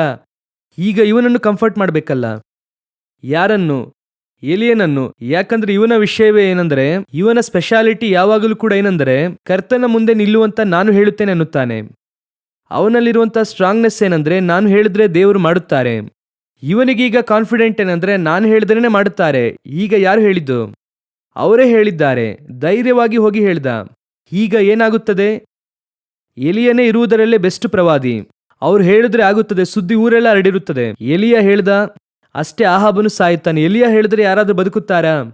ಅಲ್ವಾ? ನಾರ್ಮಲ್ ಆಗಿ ಏನ್ ಮಾತನಾಡುತ್ತೇವೆ? ಎಲಿಯ ಹೇಳಿ ಎಲ್ಲ ನಡೆಯಿತು, ಆಟೋಮೆಟಿಕ್ ಆಗಿ ಎಲಿಯನಿಗೆ ಯಾವ ಹೆಸರು ಬರುತ್ತದೆ? ಎಲಿಯ ಹೇಳಿ ಮಿಸ್ ಆಗುತ್ತದಾ? ಆಹಾಬನು ಸತ್ತು ಹೋಗುತ್ತಾನೆ ಕಣೋ. ಹೋಗಿ ಬರುವವರೆಲ್ಲ ಎಲಿಯನ ಕುರಿತಾಗಿ ಮಾತನಾಡಿರುತ್ತಾರೆ. ನೋಡ್ದ, ಆಹಾಬನೇ ಸಾಯುತ್ತೇನೆ ಎಂಬುದಾಗಿ ಹೇಳಿದ ಎಲಿಯ ಹೋಗುತ್ತಿದ್ದಾನೆ. ನಮಗೆ ಆಟೋಮೆಟಿಕ್ ಆಗಿ ಸ್ವಲ್ಪ ಮೈಂಡ್ಗೆ ಹತ್ತುತ್ತದೆ, ಓ ನಾವು ಹೇಳಿದ್ರೆ ನಡೆಯುತ್ತದೆ ಅನಿಸುತ್ತದೆ ಎಂಬುದಾಗಿ. ಈಗ ದೇವರು ಹೇಳುತ್ತಾರೆ, ನಾನು ಆಹಾಬನನ್ನು ಕ್ಷಮಿಸಿದೆ, ಅವನು ಸಾಯುವುದಿಲ್ಲ ಅನ್ನುತ್ತಾರೆ. ಆಟೋಮೆಟಿಕ್ ಆಗಿ ಯಾವುದೇ ಪ್ರವಾದಿಯಾಗಿದ್ರೂ ಮನಸ್ಸಿಗೆ ಏನನ್ನಿಸುತ್ತದೆ? ಅಯ್ಯೋ, ನಾವು ಹೇಳಿದ್ದು ನಡೆಯಲಿಲ್ಲ ಅಂದ್ರೆ ಜನರು ಏನಂದುಕೊಳ್ಳುತ್ತಾರೆ? ಅಯ್ಯಯ್ಯೋ, ಈಗ ಜನರು ಎಲಿಯ ಹೇಳಿದ್ದು ನಡೆಯಲಿಲ್ಲ, ಇವನೆಲ್ಲ ಒಬ್ಬ ಪ್ರವಾದಿನ, ಆ ರೀತಿ ಸಂದೇಹ ಪಡುತ್ತಾರೆ ಎನ್ನುವಂತ ಭಾವನೆ ಬರುತ್ತದಲ್ವಾ? ಅದಕ್ಕೆ ಇವನ ಹತ್ರ ಒಂದು ಹೇಳುತ್ತಾರೆ, ನಾನು ಇವನನ್ನು ಬಿಟ್ಟೆ, ನೀನು ಭಯಪಡಬೇಡ, ನೀನು ಹೇಳಿದ್ದು ನಡೆಯುತ್ತದೆ, ಅವನ ಮಗನ ಮೇಲೆ ನನ್ನ ಪ್ರತೀಕಾರ ತೀರಿಸುವೆ. ಇವನನ್ನು ಕಂಫರ್ಟ್ ಮಾಡಬೇಕು, ಅತ್ತವನನ್ನು ಕ್ಷಮಿಸಬೇಕು, ಎಲಿಯನನ್ನು ಸಂಭಾಳಿಸಬೇಕು, ಆಹಾಬನನ್ನು ಸಂಭಾಳಿಸಬೇಕು. ಎಷ್ಟು ಒಳ್ಳೆ ಮನಸ್ಸು ನೋಡಿ ಅವರಿಗೆ. ಅವನ ಹತ್ರ ಅವನನ್ನು ಕ್ಷಮಿಸುತ್ತಾರೆ. ಇವನು ದುಃಖದಲ್ಲಿರುತ್ತಾನೆ, ಇವನಿಗೆ ಹೇಳುತ್ತಾರೆ, ನೀನು ಚಿಂತಿಸಬೇಡಪ್ಪ, ಮುಂದಿನ ಸಾರಿ ನೋಡಿಕೊಳ್ಳುತ್ತೇನೆ. ಇದೇ ನಮ್ಮ ದೇವರು, ಅಷ್ಟೊಂದು ಒಳ್ಳೆ ಮನಸ್ಸುಳ್ಳವರು. ಈಗ ಯೋಚನೆ ಮಾಡಿ ನೋಡಿ. ಈಗ ದಾವಿದನು ಕೇಳುತ್ತಾನೆ, ನಾನು ನಿಮಗೋಸ್ಕರ ದೇವಾಲಯವನ್ನು ಕಟ್ಟಬೇಕು ಎಂಬುದಾಗಿ. ಇವರು ಹೇಳುತ್ತಾರೆ, ಇಲ್ಲಪ್ಪ, ನೀನು ಕಟ್ಟುವುದಕ್ಕೆ ಆಗಲ್ಲ. ದೇವದರ್ಶನ ಗೂಡಾರ ಇದು ನಾನು ಬರುವ ತನಕ, ಮತ್ತೆ ಯೇಸು ಬರುವ ತನಕ ಇದೇ ಇರಬೇಕು, ಆಲಯ ಇರಬಾರದು, ಬೇರೆ ಮಾರ್ಗವಿಲ್ಲ. ಕೇಳಿದ್ದು ದಾವಿದನು. ಅವನು ಒಂದು ನಿಮಿಷ ಕಷ್ಟಪಡುತ್ತಾನಲ್ಲ. ಈಗ ಏನ್ ಮಾಡುತ್ತಾರೆ? ಸರಿ ಕಟ್ಟು, ಆದ್ರೆ ನೀನ್ ಕಟ್ಟುವುದು ಬೇಡ, ಯಾರು ಕಟ್ಟಬೇಕು? ಸೊಲೊಮೋನನು ಕಟ್ಟುತ್ತಾನೆ. ಅದರಿಂದ ನೋಡುವುದಾದರೆ ಹೆಚ್ಚು ಕಮ್ಮಿ 400 ವರ್ಷಗಳ ಕಾಲ ಮಾರ್ಪಡುತ್ತದೆ ಎಲ್ಲವೂ ಕೂಡ. ಹೇಗೆ ಇಸ್ರಾಯೇಲ್ ಜನರಿಗೆ ಮರುಭೂಮಿ 40 ವರ್ಷ ಮಾರ್ಪಟ್ಟಿತಲ್ವಾ, ಅದೇ ರೀತಿ 400 ವರ್ಷ ಎಲ್ಲ ಮಾರ್ಪಡುತ್ತದೆ, ಮಾರ್ಪಡಿಸುತ್ತಾರೆ. ಇದರಲ್ಲೇ ಮೆಲ್ಕಿಸೆದೇಕನ ಯಾಜಕತ್ವ ಮಾರ್ಪಡುತ್ತದೆ. ದಾವೀದನ ಕೈಯಿಂದ ರೊಟ್ಟಿ ದ್ರಾಕ್ಷರಸ ನೆಕ್ಸ್ಟ್ ಸೊಲೊಮೋನನ ಕೈಯಲ್ಲಿ ಹೋಗುವುದಿಲ್ಲ.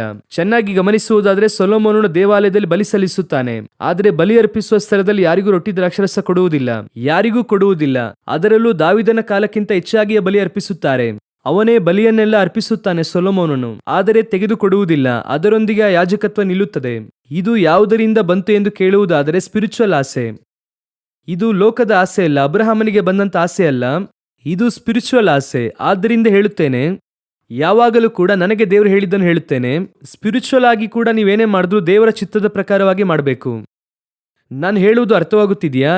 ಈಗ ಪೇತ್ರನ ಅತ್ತೆಯ ಮನೆಯಲ್ಲಿ ಒಂದು ಅದ್ಭುತವು ನಡೆಯುತ್ತದೆ. ಪೇತ್ರನ ಅತ್ತೆಯನ್ನು ಯೇಸು ಗುಣಪಡಿಸುತ್ತಾರೆ. ಅವತ್ತು ರಾತ್ರಿಯೆಲ್ಲ ಜನರು ಕೂಡಿ ಬಂದರು, ದೇವರು ಎಲ್ಲರನ್ನೂ ಕೂಡ ಗುಣಪಡಿಸಿದರು. ಮರುದಿನ ಬೆಳಗ್ಗೆ ಓದಿ ನೋಡಿದ್ರೆ ವಾಕ್ಯದಲ್ಲಿರುತ್ತದೆ, ಮರುದಿನ ಬೆಳಗ್ಗೆ ಮುಂಜಾನೆಯೇ ಜನರು ಅವರನ್ನು ಹುಡುಕಿಕೊಂಡು ಬಂದರು. ಎಲ್ಲರೂ ಪೇತ್ರನ ಅತ್ತೆಯ ಮನೆಗೆ ಬಂದರು.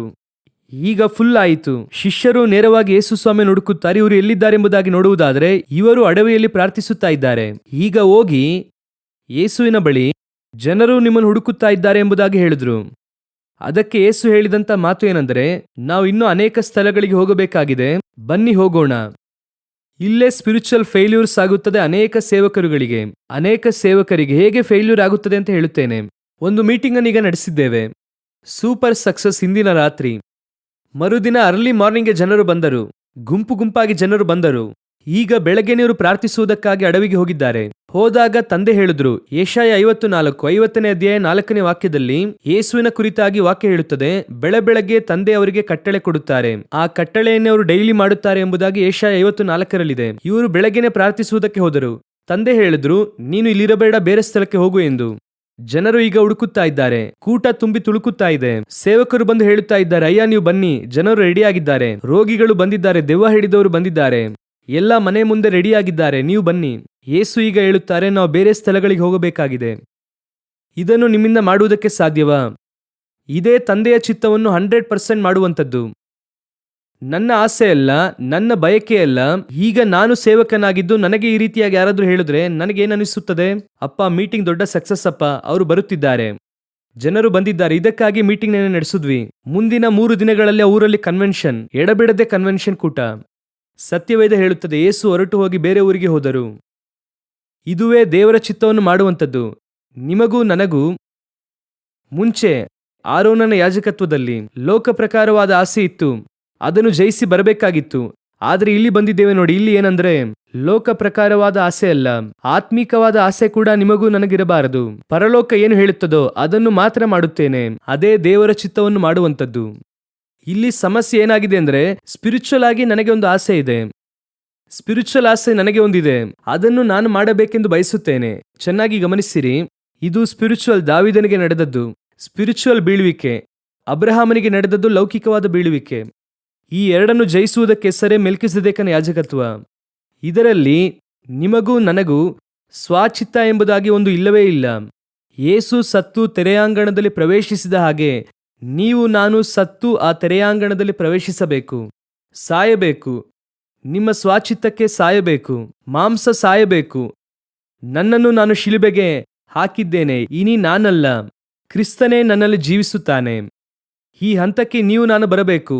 ಬಂದರೆ ಮಾತ್ರ ಅದನ್ನು ಪಡೆಯುವುದಕ್ಕೆ ಸಾಧ್ಯ, ಅದನ್ನು ಹೊಂದುವುದಕ್ಕೆ ಸಾಧ್ಯ. ಇವತ್ತು ಅಪೂರ್ಣರಾಗುವಂಥದ್ದು. ಮೆಲ್ಕಿಸೆದೇಕನ ಯಾಜಕತ್ವದಲ್ಲಿ ಅಪೂರ್ಣರಾಗುವುದಿದೆ ಎಂದು ಬೈಬಲ್ ಹೇಳುತ್ತದೆ. ಆದರೆ ಆರೋನನ ಯಾಜಕತ್ವದಲ್ಲಿ ಇಲ್ಲ, ಹಳೆಯ ಒಡಂಬಡಿಕೆಯಲ್ಲಿಲ್ಲ. ಈಗ ಪೂರ್ಣಗೊಳಿಸಬೇಕಾದಂತ ನೀವು ನಾನು ಹೇಗಿದ್ದೇವೆ?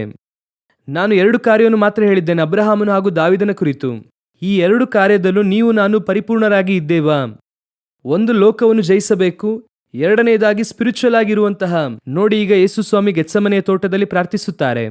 ಅವರೀಗ ಏನು ಮಾಡುವವರಾಗಿದ್ದಾರೆ? ಸ್ಪಿರಿಚುವಲ್ ಆಗಿ ಲೋಕದ ಪಾಪವನ್ನು ಹೊತ್ತು ತೀರಿಸುವವರಾಗಿದ್ದಾರೆ. ಆ ಸ್ಥಳದಲ್ಲಿ ಅವರು ತಂದೆಯನ್ನು ನೋಡಿ ಕೇಳಿದಂತಹ ಪ್ರಶ್ನೆ ಏನೆಂದರೆ, ನಿಮ್ಮ ಚಿತ್ತವಾದರೆ ಈ ಪಾತ್ರೆಯು ನನ್ನಿಂದ ಬಿಟ್ಟು ತೊಲಗಲಿ. ಅವರು ಕೇಳಿದ್ದರಲ್ಲಿ ನ್ಯಾಯವಿದೆ.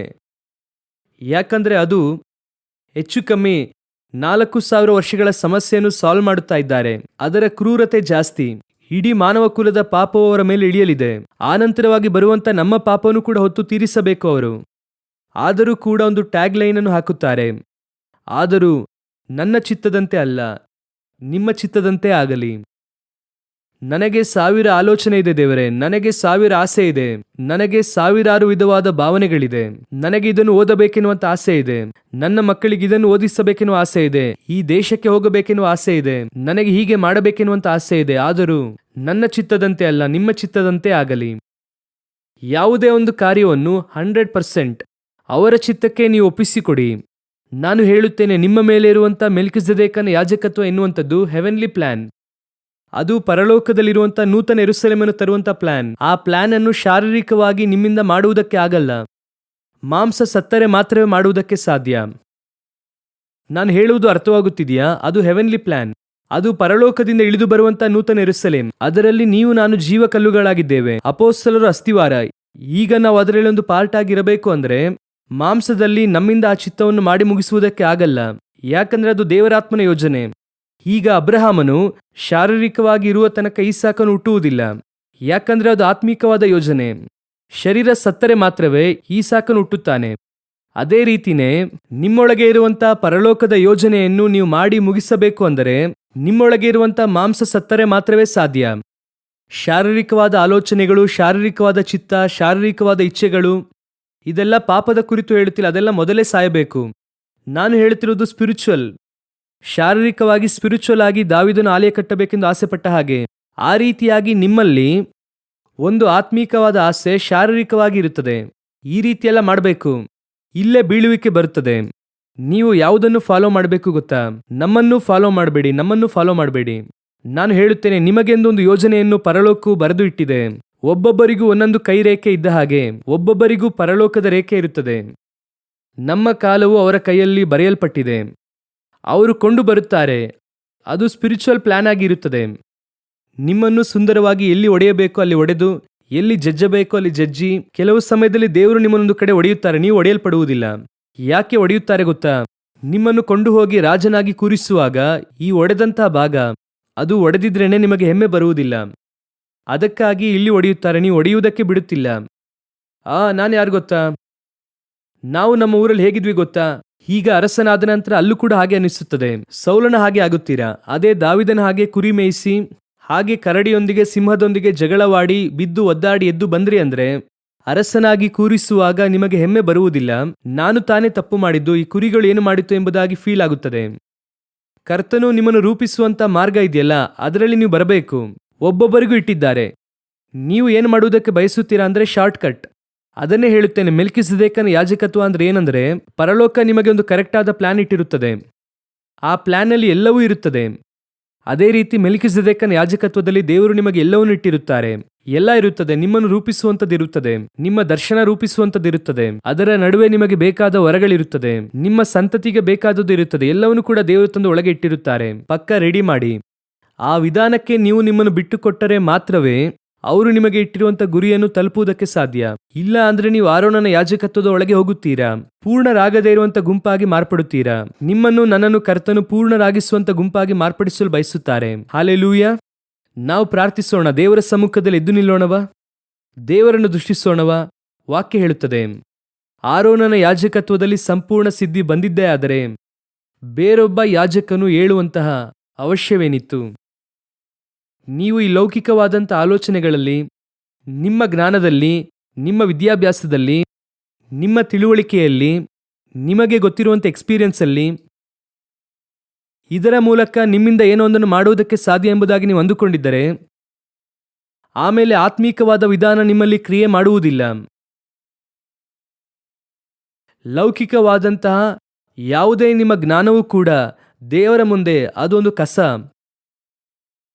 ನೀತಿಯೇ ಕಸ ಅಂದರೆ, ನಮ್ಮ ನೀತಿಯೇ ದೇವರ ಮುಂದೆ ಹೊಲಸು ಬಟ್ಟೆ ಅಂದರೆ, ನಮ್ಮ ಹೊಲಸಾದ ಆಲೋಚನೆ ಹೇಗೆ ಎಂಬುದಾಗಿ ನೋಡಿ.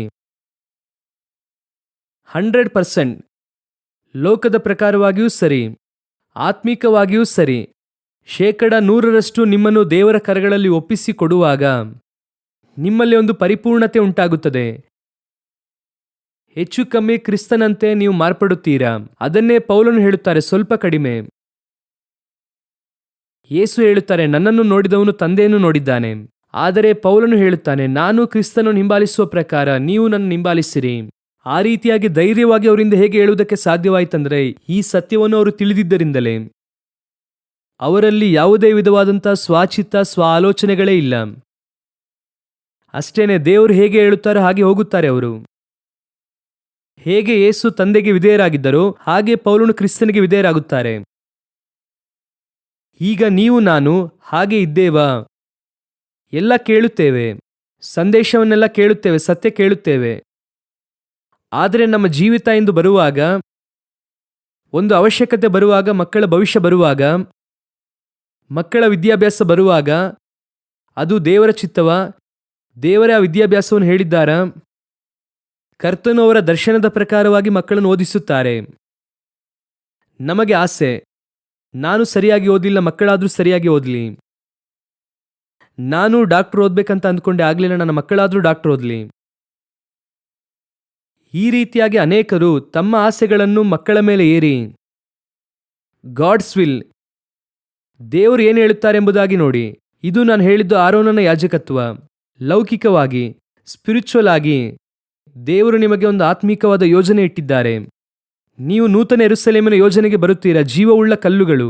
ನಿಮ್ಮ ಮೂಲಕ ದೇವರು ಏನು ಮಾಡಬೇಕೆಂದು ಉದ್ದೇಶಿಸಿದ್ದಾರೋ ಅದಕ್ಕಾಗಿ ಒಪ್ಪಿಸಿಕೊಡಿ. ಅದರಲ್ಲೂ ನಿಮ್ಮ ಚಿತ್ತ ಬೇಡ. ಆ ರೀತಿಯಾಗಿ ಒಪ್ಪಿಸಿಕೊಟ್ಟು ನೀವು ಬರುವಾಗ ನಿಮ್ಮೊಳಗೆ ಒಂದು ಪೂರ್ಣತೆ ಉಂಟಾಗುತ್ತದೆ. ನಾವು ಪ್ರಾರ್ಥಿಸೋಣ. ಈ ಸಂದೇಶ ನನಗೆ ಅರ್ಥವಾಯಿತು.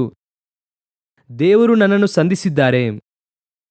ಆ ರೀತಿಯಾದವರು ಮಾತ್ರ ನಿಮ್ಮ ಕರಗಳನ್ನು ದೇವರಿಗೆ ನೇರವಾಗಿ ಎತ್ತಿ, ದೇವರೇ, ಈ ವಾಕ್ಯವನ್ನು ನಮಗೆ ಅರ್ಥ ಮಾಡಿಸಿದ್ದಕ್ಕಾಗಿ ಸ್ತೋತ್ರ. ಮೊದಲು ನಾನು ಅದನ್ನೇ ನಂಬುತ್ತೇನೆ. ಈ ವಾಕ್ಯ ಅರ್ಥವಾಗಬೇಕು. ಇದು ಕರ್ತನ ಒಂದು ಯೋಜನೆ. ಅದನ್ನು ಅರ್ಥ ಮಾಡಿಕೊಂಡ್ವಿ ಅಂದ್ರೆ ನಾವು ಒಂದೊಂದು ದಿನವೂ ಕೂಡ ದೇವರ ಚಿತ್ತಕ್ಕೆ ಒಳಪಟ್ಟವರಾಗಿ ಕಾಣಲ್ಪಡುತ್ತೇವೆ. ಹಾಗೇ ಸಾಗುತ್ತಾ ಇದ್ದರೆ ಪರಿಪೂರ್ಣತೆ ತಾನಾಗಿ ಬರುತ್ತದೆ. ಸರ್ವಶಕ್ತನಾದ ನಮ್ಮ ತಂದೆಯೇ, ಈ ವೇಳೆಗೋಸ್ಕರವಾಗಿ ನಿಮಗೆ ಸ್ತೋತ್ರ. ಕರಗಳನ್ನು ಮೇಲೆತ್ತಿ ಪ್ರಾರ್ಥಿಸುತ್ತಾ ಇರುವಂಥ ಒಬ್ಬೊಬ್ಬರಿಗಾಗಿ ಪ್ರಾರ್ಥಿಸುತ್ತೇವೆ. ಅವರ ಮೇಲೆ ಇಟ್ಟಿರುವಂಥ ಪರಲೋಕದ ಯೋಜನೆ ಏನೆಂಬುದಾಗಿ ಅವರಿಗೆ ತಿಳಿಯಪಡಿಸಿರಿ. ಮಾರ್ಗವು ಇದೆ ಎಂಬುದಾಗಿ ಅವರಿಗೆ ತೋರಿಸಿರಿ. ನಾವು ಸಾಯಬೇಕು, ಕ್ರಿಸ್ತನು ನಮ್ಮಲ್ಲಿ ಜೀವಿಸಬೇಕೆಂಬುದಾಗಿ ನಾವು ಪ್ರಾರ್ಥಿಸುತ್ತೇವೆ ದೇವರೇ. ಇನಿ ನಾನಲ್ಲ, ಕ್ರಿಸ್ತನೇ ನನ್ನಲ್ಲಿ ಜೀವಿಸುತ್ತಾನೆಂಬುದಾಗಿ ಹೇಳುವಂತೆ ಕರ್ತನು ಕೃಪೆ ನೀಡಿಯಪ್ಪ. ಇನ್ನು ಮುಂದೆ ನಾವು ಇಡುವಂಥ ಒಂದೊಂದು ಹೆಜ್ಜೆಯಲ್ಲೂ ಕೂಡ ನಿಮ್ಮ ಚಿತ್ತದ ಪ್ರಕಾರ, ನಾವು ಮಾಡುವಂಥ ಒಂದೊಂದು ಕೂಡ ನಿಮ್ಮ ಚಿತ್ತಕ್ಕನುಸಾರವಾಗಿ, ನೀವು ಏನನ್ನು ಹೇಳುತ್ತೀರೋ ಅದರ ಪ್ರಕಾರವಾಗಿ ಮಾಡಲು ಇನಿ ನಮ್ಮ ಸ್ವಚಿತ್ತ ಯಾವುದು ಕ್ರಿಯೆ ಮಾಡುವುದು ಬೇಡ ಅಪ್ಪ. ಮಹಿಮೆಯುಳ್ಳ ಕರದ ಕೆಳಗೆ ತಗ್ಗಿಸಿಕೊಳ್ಳುತ್ತೇವೆ. ಎಲ್ಲರಲ್ಲೂ ಈ ವಾಕ್ಯ ಕ್ರಿಯೆ ಮಾಡುವುದಕ್ಕೆ ಕೃಪೆ ಮಾಡಿ. ನಮ್ಮ ಕರ್ತನಾದ ಯೇಸು ಕ್ರಿಸ್ತನ ನಾಮದಲ್ಲಿ ಬೇಡುತ್ತೇವೆ ತಂದೆಯೇ, ಆಮೇನ್.